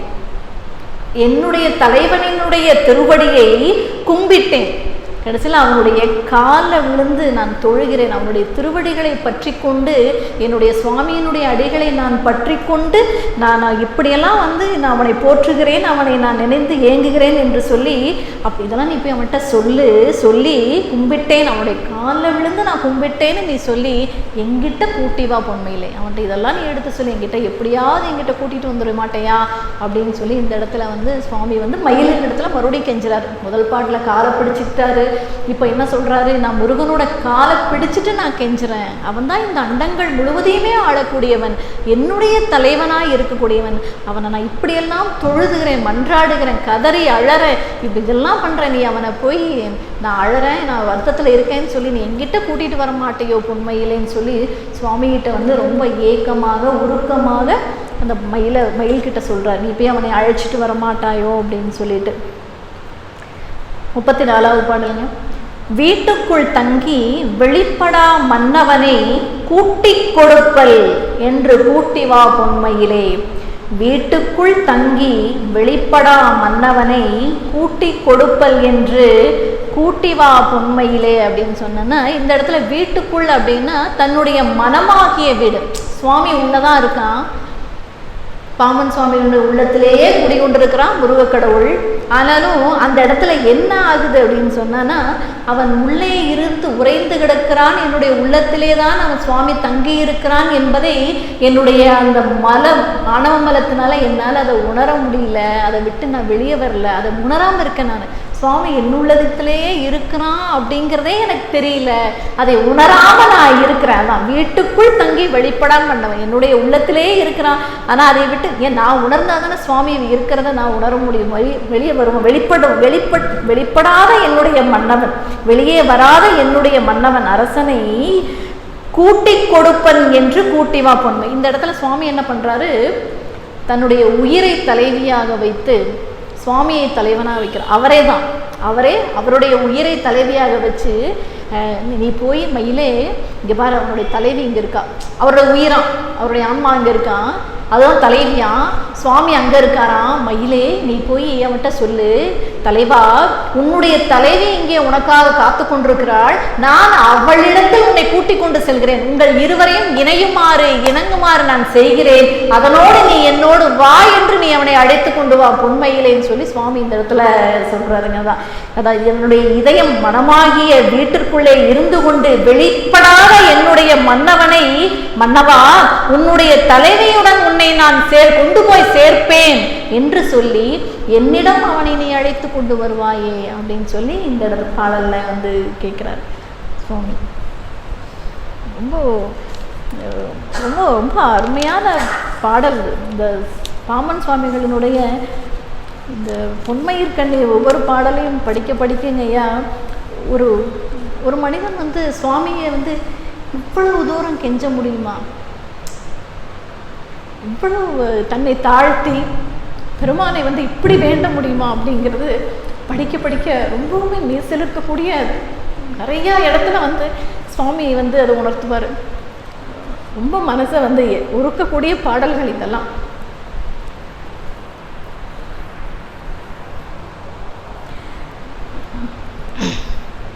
முப்பத்தி 5வது பாடலுங்கய்யா. பொன்னாசை பெண்ணாசை பூவாசை நாடேன் நீ என்னாசை நாதற்கு எம்பிடாய் பொன்மையிலே. பொன்னாசை பெண்ணாசை பூவாசை நாடேன் நீ என்னாசை நாதற்கு எம்பிடாய் பொன்மையிலே அப்படின்னு சொல்றாரு. நம்ம வேதாத்திரி மகர்ஷிகள் கூட இதை சொல்லியிருக்காரு, எனக்கு ஞாபகம் வருது. மண்மீது பெண் துணையால் பொன் கொண்டே வாழ்ந்திட்டோம், மாற்றுவதே மூவாசை மதிகொண்டு பயன் கொள்வோம் அப்படிங்கிற மாதிரி இந்த உலகில் அதுதானே. மண் மீது பற்று, பெண் மீது பற்று, பொருள் வேணும் கண்டிப்பாக, பொருள் மீது பற்று, பொன் மீது பற்று, இதெல்லாம் இருந்து தானே நம்ம இந்த வாழ்க்கையை நம்மெல்லாம் அந்த மாதிரி மாயப்பிறவிகள் அதனோடு ஒன்றி இப்படி தானே வாழ்ந்து கொண்டிருக்கிறோம்.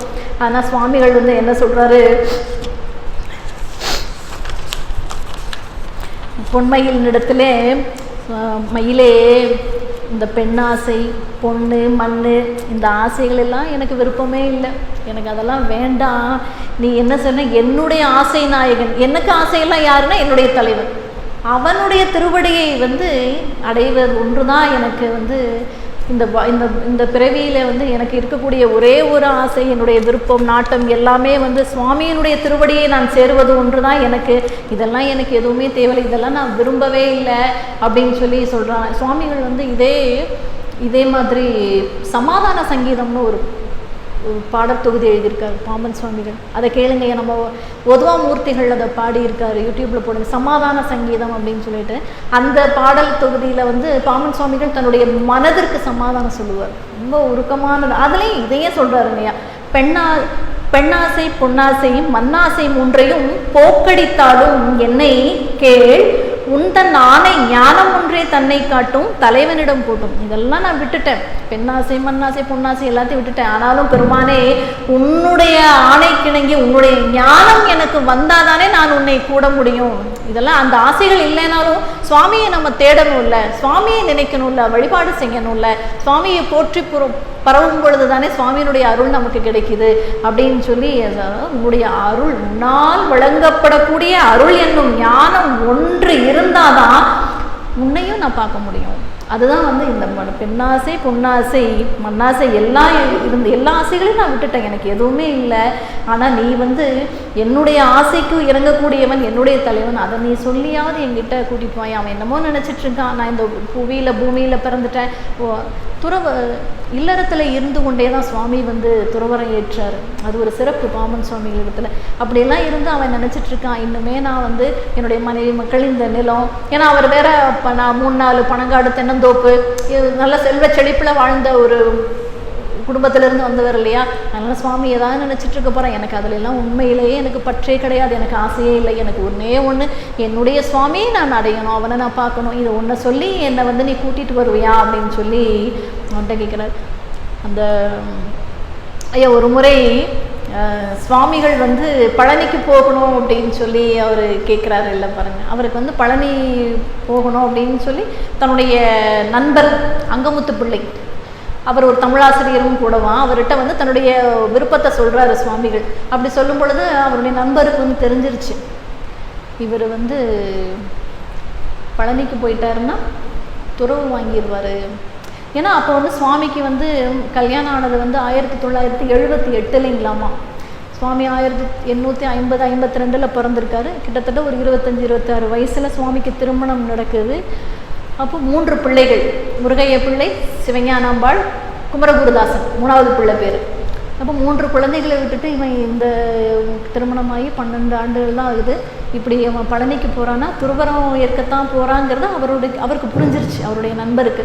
அப்போ உடனே அவரை என்ன சொல்லிட்டாரு, இது முருகப்பெருமானின் ஆணையோ அப்படின்னு கேட்குறாரு. சுவாமி தான் உன்னை வர சொன்னானா, இல்லை நீயா போறியா, உன் இஷ்டம், நீ என்னன்னு கேட்ட உடனே பாமன் சுவாமிகள் சொல்லிட்டாராம், ஆமாம் சுவாமிகள் தான் வந்து வர சொல்லியிருக்காருன்னு சொல்ல. அது பொய் தான், சுவாமி வர சொல்லலையே, நானே இல்லையே, முருகப்பெருமானிடத்துலேருந்து எந்த ஒரு கட்டளையும் அறிவிப்பும் ஒன்றும் வரலையே. ஆனாலும் வந்து சுவாமிகள் என்ன சொல்லிட்டாரா, அந்த பழனிமலை முருகனை போய் பார்க்கணும், துறவரம் ஏற்கணுங்கிறதுக்கு தான். அப்படி அதுக்காக தான் இது நடந்தது. வந்து 1891 இந்த நிகழ்வு நடக்குதான். அப்போ சுவாமிகள் அப்படி சொல்லிட்டாராம். சொன்ன உடனே முருகப்பெருமான் எப்படி வந்தானா, முறுக்கு மீசையோட இல்லை ஆஜானுபாகுவா, நாக்கம் மட்டிச்சுட்டு இப்படி திட்டுவோம்ல குழந்தையில தப்பு பண்ணினா, ஒரு விரலை இப்படி காட்டி, நீ சொன்னியா, நான் சொன்னனா உன்னை பழனிக்கு வர சொல்லி நான் சொன்னனா, எதுக்கு பொய் உரைத்த அப்படின்னு சொல்லி சுவாமி மிரட்டுறாராம். அப்போ வந்து பாமன் சுவாமிகள் அப்படி அவர் அப்படியே எழுதுறாரு. அந்த சுவாமியினுடைய அந்த கோலத்தை இளைஞனாய் வந்தானா, ரொம்ப எவ்வளவு ரூபத்தில் அப்படி வந்து நின்று அப்படி முறுக்கு மீசையை முறுக்கி இப்படி முறுக்கிட்டு ஒத்த விரல இப்படி மிரட்டி இப்படி காட்டுறானா, நீ நான் சொன்னனா, உன்னை வர சொன்னனா அப்படின்னு சொல்லி கேட்கும்போது சுவாமி அஞ்சு நடுநடுங்கி சொன்னாரா, இல்லை நான் வந்து இந்த நிலக்குலத்தில் இந்த பூமியின் மீது பொன் மீது ஆசைப்பட்டு வந்து வரணும்னு சொல்லலையே, மெய்ஞானத்தை வேண்டி தானே உன்னை பார்க்கணுங்கிற ஆசையில் அந்த பொய்யை நான் சொல்லிட்டேன் அப்படின்னு சொல்கிறாராம். அப்போ முருகப்பெருமான் சொன்னா, நீ மெய்ஞானத்தை வேண்டினா அதை சொன்னேன்னா அதை தர என்னால் ஆகாதா, அதுக்கு நீ பொய் சொல்லணுமா, என்கிட்ட கேட்டிருந்தா நான் தந்திருப்பனே, நீ எதுக்காக இப்படி பொய் சொன்ன அப்படின்னு சொல்லி, இனி நான் சொல்லும் வரை என்னிடமிருந்து அந்த கட்டளை வரும் வரை நீ பழனிக்கு வரக்கூடாது அப்படின்னு சொல்லி சுவாமி சொல்கிறாராம். அவர் அதை ஒத்துக்கல. பாருங்கள் எவ்வளோ நேரம் இந்த உரையாடல் வந்து நீண்டு இருக்குதுன்னு பாருங்கள். பண்ணுவியா, இப்படி பண்ணுவியா, சொல்லு, பண்ண மாட்டாமா சொல்லு, சாரி சொல்லு அப்படின்னு நம்ம போய் குழந்தைய கேட்போம். அந்த மாதிரி சுவாமி நிற்கிறானா, நான் வரமாட்டேன் அப்படின்னு நீ சொல்லுன்னு சுவாமி முதல்ல சொல்லலையா பாம்பன் சுவாமிகள். முருகப்பெருமான் மிரட்டிகிட்டே இருக்காரு, இப்போ சொல்ல போறியா இல்லையா நீ அப்படின்னோடனே அங்கே அப்புறம் தான் வந்து பயந்து ஆமாம் அப்படியே அப்படின்னு சொல்லிட்டான். அதுக்கப்புறம் தான் சுவாமி போனானா மிரட்டி. அது வந்து சுவாமிக்கு வந்து ரொம்ப வருத்தம். பழனிக்கு வரணும் அப்படிங்கிறத சொல்லி சுவாமி வந்து அது அந்த ஆரம்பத்திலே அந்த ஒரு எண்ணத்தை ஆசையை கிள்ளி போட்டுட்டாரே அப்படின்னு சொல்லி தென்பழனி அப்படின்னு ஒரு சுவாமி வந்து ஒரு பாடப்பகுதி எழுதியிருக்காரு. அந்த தென்பழனியில் பழனியில் இருக்கக்கூடிய முருகனை வந்து நம்ம பார்க்க முடியாமல் போயிடுச்சு, அவனுடைய தரிசனம் நமக்கு கிடைக்கலன்னு சொல்லி ரொம்ப வருத்தப்பட்டு அந்த ரொம்ப உருக்கமான பாடல்கள் அந்த தென்பழனிங்கிறதுல அதில் எழுதியிருக்காராம். அதில் வந்து சுவாமிகள் என்ன செஞ்சிருக்காரு, பாம்பன் சுவாமிகள் முருகப்பெருமான் பழனியில் இருக்கக்கூடிய முருகப்பெருமானுக்கு பின்னாடி சடாமுடி இருந்ததாக அவர் சொல்லியிருக்காராம்.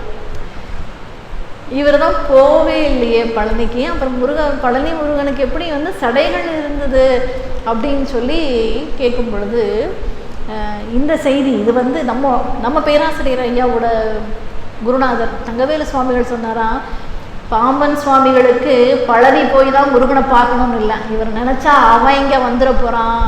அப்போ என்ன சொல்கிறாருன்னா, முன்னாடியே போய் பார்த்துட்டு வந்துட்டார் அவர். சுவாமி சொன்னதுக்கப்புறம் போகலை, அது கடைசி வரைக்கும் போவே இல்லையா. அவர் வந்து பழனிக்கு வந்து பாம்பன் சுவாமிகள் சுவாமி சொன்னது அவர் உத்தரவு வரலையே, நீ வா அப்படின்னு சுவாமி கூப்பிடவே இல்லையே, அதனால் அவர் போகவே இல்லையா.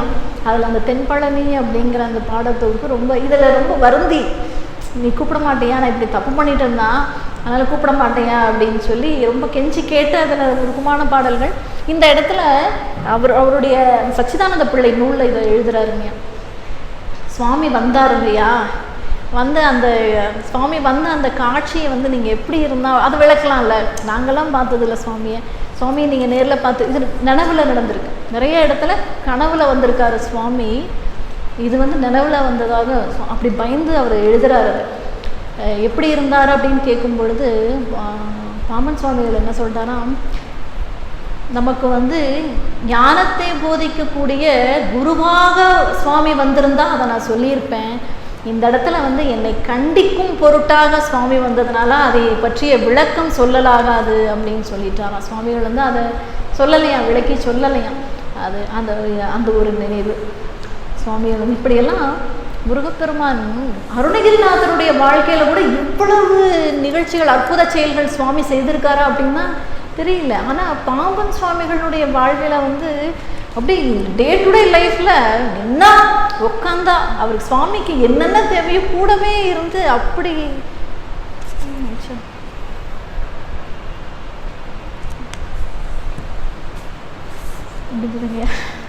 அப்படி சொல்லியிருக்காரு சுவாமிகள். ஐயா அடுத்த பாட்டுக்கு போகலாம். 36. சாவு பிறப்பு என்னும் தடங்கடலில் விழுந்தேன், என் காவலனுக்கோதாய் கரையேற்ற பொன்மையிலே. சாவு பிறப்பு என்னும் தடங்கடல். தடங்கடல் அப்படின்னு சொன்னால், தடம் என்று சொன்னால் பெரிய கடலாம், அகன்ற ஆழமான கடலாம். எது ஆழமான கடல்? சாவு பிறப்பு, மீண்டும் மீண்டும் பிறந்து வினைப்பதிவுகளை எல்லாம் செஞ்சு வினைகளை செஞ்சு செஞ்சு மறுபடியும் வந்து பிறக்கிறேன் இறக்கிறேன் திரும்பி திரும்பி இது வந்துட்டுருக்கு. இந்த பெரிய இந்த சமுத்திரத்தில் இந்த பிறவிக்கடலில் வந்து என்னால் முடியல, இதை நான் வீழ்ந்துட்டேன். என்னுடைய காவலன், என்னை காக்கக்கூடிய என்னுடைய காவலனுக்கு நீ போய் சொல்ல, என்னால் முடியல, எனக்கு ரொம்ப டயர்டாயிடுச்சு, எனக்கு இந்த இனி பிறவிகளே வேண்டாம், சுவாமி கிட்ட போய் சொல்லு. ஓதாய், ஓதாய்ன்னு சொன்னால் இந்த இடத்துல சொல்லு, சொல்லாய் பொன்மையிலே அப்படின்னு என்ன எப்படியாவது இந்த கரையில் இந்த பிறப்பு என்னும் சிறப்பு பிறப்பு என்கின்ற இந்த பெருங்கடலில் நான் கரை தேற்றுவதற்கு ஒரு படகாய் ஒரு தெப்பமாய் இருந்து என்னை இறைவனை கரை சேர்க்கும்படி சொல்லாயோ பொன்மையிலே அப்படின்னு சொல்லி கேட்கிறார் இந்த பாடலை. 37வது பாடல். சித்தம் மிக அழுந்தி, சித்தம் மிக அழுங்கி சீர்மை குலைந்திடும் முன் முக்தி கொடு என்றே மொழி அவருக்கு பொன்மையிலே. இந்த 40 பாடல்கள்லையும் இந்த இது வரைக்கும் 36 பாடல்லையும் சுவாமிகள் என்ன கேட்டிருக்காரு அப்படின்னா இதுக்காக தான். இந்த முக்தி பேற்றை நீ எனக்கு தர வேண்டும், அதுக்காக தான் இந்த பொன்மையில் இந்த கெஞ்சி இருக்கிறார். சித்தம் மிக அழகு. சித்தம்னு சொன்னால் என்னுடைய மனம், என்னுடைய புத்தி கெட்டு போச்சு, என்னுடைய புத்தி பேதலிச்சு போச்சு, என்னுடைய சித்தம் எல்லாம் கலங்கி விட்டது, என்னோட புத்தி வேலை செய்யல, என்னோட மனம் மழுங்கி போயிடுச்சு. அந்த கத்தி என்ன செய்யும்னா கூர்மை போயிடுச்சுன்னா, ஷார்ப்னஸ் போயிடுச்சுன்னா மழுங்கிடுச்சுன்னு சொல்லுவோம். அப்போ அது என்ன ஆகும்? அதனால எந்த பயனுமே இருக்காது. அதே போலவே என்னுடைய சித்தமானது, என்னுடைய மனமானது என்ன செய்தது? மழுங்கி விட்டது. அதனால அதனுடைய செம்மை கெட்டு போச்சான், சீர்மை குலைஞ்சிடுது. சீர்மை என்று சொன்னால் செம்மை. என்னுடைய மனம் ஒரு நிலையில இல்லை, எதையும் ஆராய்ந்து எண்ணக்கூடிய அந்த ஒரு அறிவு நுட்பம் என்னிடத்துல இருந்து போச்சு. ஏன் அப்படின்னு சொன்னா, என்னுடைய பெருமான் இன்னும் எனக்கு அருள் செய்யலை, எனக்கு நான் கேட்கக்கூடிய அந்த முக்தி பேற்றை எனக்கு இன்னும் என்னுடைய பெருமான் தரல. அதனால இதெல்லாம் எனக்கு முக்தி கொடுக்க சொல்லி நீ எனக்கு என்னுடைய தலைவனுக்கு போய் கூறுவாயோ அப்படின்னு சொல்லி கேட்கிறான். சித்தம் மிக அழுங்கி சீர்மை குலைந்திடுமுன் முக்தி கொடு என்றே மொழியவருக்கு பொன்மை. மொழிதல் என்று சொன்னாலும் சொல்லுதல். உரைக்க மாட்டாயோ மயிலே, நீ போய் அவன்கிட்ட சொல்லு, ரொம்ப காலம் தாழ்த்தாத, இட்ஸ் டூ லேட் ஆல்ரெடி, என்னால் முடியல. ஏன்னா இந்த சித்தம் மழுங்கி என்னுடைய சித்த பிரம பிடிச்சி நான் பைத்தியமாய் எனக்கு அறிவு கெட்டு போய் என்னுடைய கண்கள் எல்லாம் எனக்கு இதாகுது, என்னுடைய மனம் நிலையில் இல்லாமல் இருக்குது. அந்த நிலையில் அவன் எனக்கு அருள் செஞ்சானா எங்கே அவன் தரக்கூடிய அந்த அருளை என்னால் உணர முடியாமல் போயிடுமோ. அதனால் இதெல்லாம் ஆகிறதுக்கு முன்னாடி சீக்கிரமே எனக்கு முக்தி கொடுத்து என்னை அவனோடு சேர்த்துக்கொள்ள சொல்ல மாட்டாயோ பொன்மையிலே அப்படின்னு சொல்லி இந்த பாடல்ல சொல்றாரு. அடுத்தது 38வது பாடல். ஆராய ஒன்னா அகண்ட சிவனுக்கு எனது பூராயம் எல்லாம் நீ போதிப்பாய் பொன்மையிலே. ஆராய ஒண்ணாது என்று சொன்னால் ஆராய்ந்து பார்க்கவே முடியாது அவனுடைய திருவருளை. நாம என்றைக்குமே இப்படி இருப்பான சுவாமியினுடைய தன்மைகள் இப்படி இருக்கும். ஆராய்ந்து அறிவதற்கு முடியாத அகண்ட சிவன், எல்லையற்ற சிவன், பரம்பொருள், அந்த பெருமானுக்கு என்னது பூராயம், என்னை பற்றிய பூராத்தையும். ஃபுல்லா என்னை பத்தி எல்லாத்தையும் சொல்லிட, என்னை பத்தி பூராமும் உனக்கு தெரியுமா? அது மாதிரி என்ன இப்ப தெரிஞ்சிருக்குமே, மயிலுக்கு இத்தனை பாட்டு சொல்லியாச்சு, இதுல என்னுடைய நிலை என்னங்கிறது பூராத்தையும் மயில் இடத்துல சுவாமி சொல்லிட்டாரு. இதையெல்லாம் நீ போய் அவன்கிட்ட சொல்லு, முருகன் கிட்ட போய் சொல்லி இத்தனை முழு விவரங்களையும் சொல்லி நீ போதிப்பாயினாலும் இந்த இடத்துல போய் சொல்லி அவனுக்கு நீ தெளிவாக விளக்கு. போதித்தல் என்று சொன்னால் இந்த இடத்துல விளக்கிறது. ஆசிரியர் தானே போதிக்கிறார் இல்லையா? அது மாதிரி மயிலே நீ போய் சுவாமியினிடத்துல என்னுடைய இந்த நிலைகளை எல்லாம் அவனுக்கு சொல்லி. ஏன் அப்படின்னா ஆராய்ந்து அறிய முடியாத எல்லையற்ற சிவன், அவன் சிவப்பரம்பொருளாய் இருக்கக்கூடியவன் என்னுடைய முருகன். அத்தகையவனுக்கு என்னுடைய முழு விவரங்களையும் நீ சென்று தெளிவாக போதிப்பாயாக அப்படின்னு சொல்றாரு இந்த சுவாமிகள். இந்த 38வது பாடல்ல 39வது பாடல். ஒப்பு இல் பரவெளியில் உள்ள பரசிவத்தை துப்பு நவின்று இங்கு அழைக்க தூதுபோ பொன்மையிலே. ஒப்பு இல் பரவெளி. ஒப்பு என்று சொன்னால் ஒப்பு உமை கூற முடியாது, இது மாதிரி அது இருக்கு அப்படின்னு பரவெளியை சொல்லணும். இந்த திருப்பூர்ல இருந்து அவினாஷிக்கு போற வழியில ஒரு இடம் இருக்குப்பா, ரொம்ப அருமை, அதை எப்படி இருக்கும் தெரியுமா? அந்த பரவெளி இருக்கு பாரு, அது மாதிரி இருக்கு, அப்படி சொல்ல முடியுமா? சொல்ல முடியாது. ஏன்னா அதுக்கு ஒப்பாருமே கிடையாது, ஒப்பே சொல்ல முடியாது, கம்பேரிசனே கிடையாது. அந்த பரவெளி நாம கம்பேர் பண்ணியே சொல்லவே முடியாது. அத்தனை அந்த அறிவு வெளியில் நிறைந்திருக்கக்கூடிய உவமையே சொல்ல முடியாத அந்த பொரும்பொருளாகிய பெருமானை எனது துப்பு நவின்று, துப்புனா துப்புரவு அப்படின்னு சொல்றோம் பாருங்க. துப்புனா தூய்மை என்பது பொருள். என்னுடைய மனத்தினுடைய தூய்மை நிலையை நீ அவனுக்கு சொல்லு. என்னுடைய மனம் எவ்வளவு தூய்மை உடையதாக இருக்கிறது. ஏன் தூய்மை உடையதாக இருக்கிறதுனா அவர் சதா சர்வகாலம் சுவாமியே தான் நினைச்சிட்டு இருக்காரு. வேற எந்த ஒரு எண்ணங்களுக்கும் எதற்குமே அந்த மனதில் இடமே இல்லையே.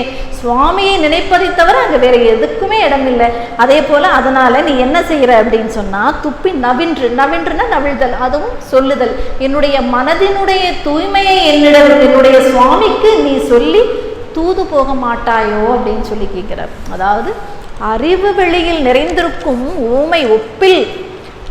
ஊமையே சொல்ல முடியாத பரம்பொருளாகிய என்னுடைய பெருமானை எனது மன தூய்மையை கூறி நீ என்ன செய்யற அப்படின்னா இன்று அழைக்க, துப்பு நவின்று இங்கு அழைக்க, என்னுடைய இடத்திற்கு இவ்விடத்திற்கு அவனை அழைத்து வருவதற்கு நீ ஒரு தூதாக போய் ஒரு அம்பாசிடர் நீ போய் அவனுக்கு இதெல்லாம் செய்திகள்லாம் சொல்லி என்னை இங்கே கூட்டிட்டு வா ஏன் சுவாமியை என்னிடத்துல அப்படின்னு சொல்லி இந்த 39வது பாடல்களில் சொல்லியிருக்காரு. இறுதி பாடல். இன்பக்கடல் படிந்த எந்தை அருணகிரி அன்புக்கு இசைந்தவனை ஆழ உரை பொன்மையிலே, இன்பக்கடல் படிந்த எந்தை அருணகிரி அன்புக்கு இசைந்தவனை ஆழ உரை பொன்மையிலே அப்படின்னா இன்பக்கடல் படிந்த எந்தை, அதாவது உலகில் இன்பங்களில் திளைத்த எந்தை அருணகிரி. எந்தைன்னா என்னுடைய தந்தை, இது மருவச்சொல். கோயம்புத்தூர் மருவி கோவைனான மாதிரி, தஞ்சாவூர் மருவி தஞ்சையான மாதிரி என் தந்தை மருவி எந்தையானது இங்க. என்னுடைய தந்தையாகிய அருணகிரிநாத பெருமானின் அன்புக்கு இணங்கினவன், அருணகிரி பெருமானுடைய அன்புக்கு இசைந்தவனை, அன்புக்கு இணங்கின என்னுடைய இறைவனை என்னையும் ஆள உரை, என்னையும் அவனுடைய அடிமையாக ஏற்றுக்கொண்டு என்னையும் ஆளுமாறு நீ அவனிடத்துல தூது சொல்லாயோ பொன்மையிலே என்று சொல்லி இந்த பாடல்ல சொல்றாரு. பாமன் சுவாமிகள் இதனுடைய பாடல்கள் அத்தனையிலையுமே இறுதி பாடல்ல அருணகிரிநாத பெருமானனுடைய பற்றி கட்டாயம் அவரை சொல்லி தான் அந்த பாடலை எல்லாம் முடிக்கிறாரு. அதே போலதான், அதாவது என்னை தள்ளினாலும் என்னை நம்பினாரை தள்ளே என்று பாமன் சுவாமிகள் சொல்லியிருக்கிறாரு. எனக்கு அருள் செய்த பரம ரகசிய சக்தி என்னை நம்பினாரையும் கைவிடுமோ அப்படின்னுங்கிறது சொல்றாரு. அதாவது என்ன அப்படின்னா, முருகப்பெருமானிடத்துல நம்ம ஒன்று வேண்டணும் அப்படின்னா டைரக்டா முருகப்பெருமான்கிட்ட போகாம பாமன் சுவாமிகளினுடைய பாடல்களை பாடி, அதன் ஷார்ட்கட்டு அவனை பாடி ஆட்டோமேட்டிக்காக முருகன் அங்கே வந்துடுவானா. சுவாமியை நம்ம போட்டு பாட வேண்டியதில்லை. பாமன் சுவாமிகளை வணங்கினாலே, அவருடைய பாடல்களை பாடினாலே முருகப்பெருமானுடைய திருவருள் நமக்கு கிடைக்கும் என்கின்ற இந்த செய்தியோடு இந்த அருமையான இந்த ஒரு வாய்ப்பினை பாமன் சுவாமிகளினுடைய இந்த பொன்மயிர் கண்ணியை சிந்திப்பதற்கு ஒரு நல்ல வாய்ப்பினை தந்த நல்லுள்ளங்கள் அத்தனை பேருக்கும் நன்றி பாராட்டி அமைகிறேன். நன்றி, வணக்கம். திருச்சிற்றம்பலம். வான்முகில் பழாது பெய்க மலிவளம் சுரக்க மன்னன் கோன்முறை அரசு செய்க குறைவிலாதுயிர்கள் வாழ்க நான்மறை அறங்கள் ஓங்க நற்றவும் வேள்வி மல்க மேன்மைகொள் செய்வ நீதி விளங்குக உலகம் எல்லாம். திருச்சிற்றம்பலம்.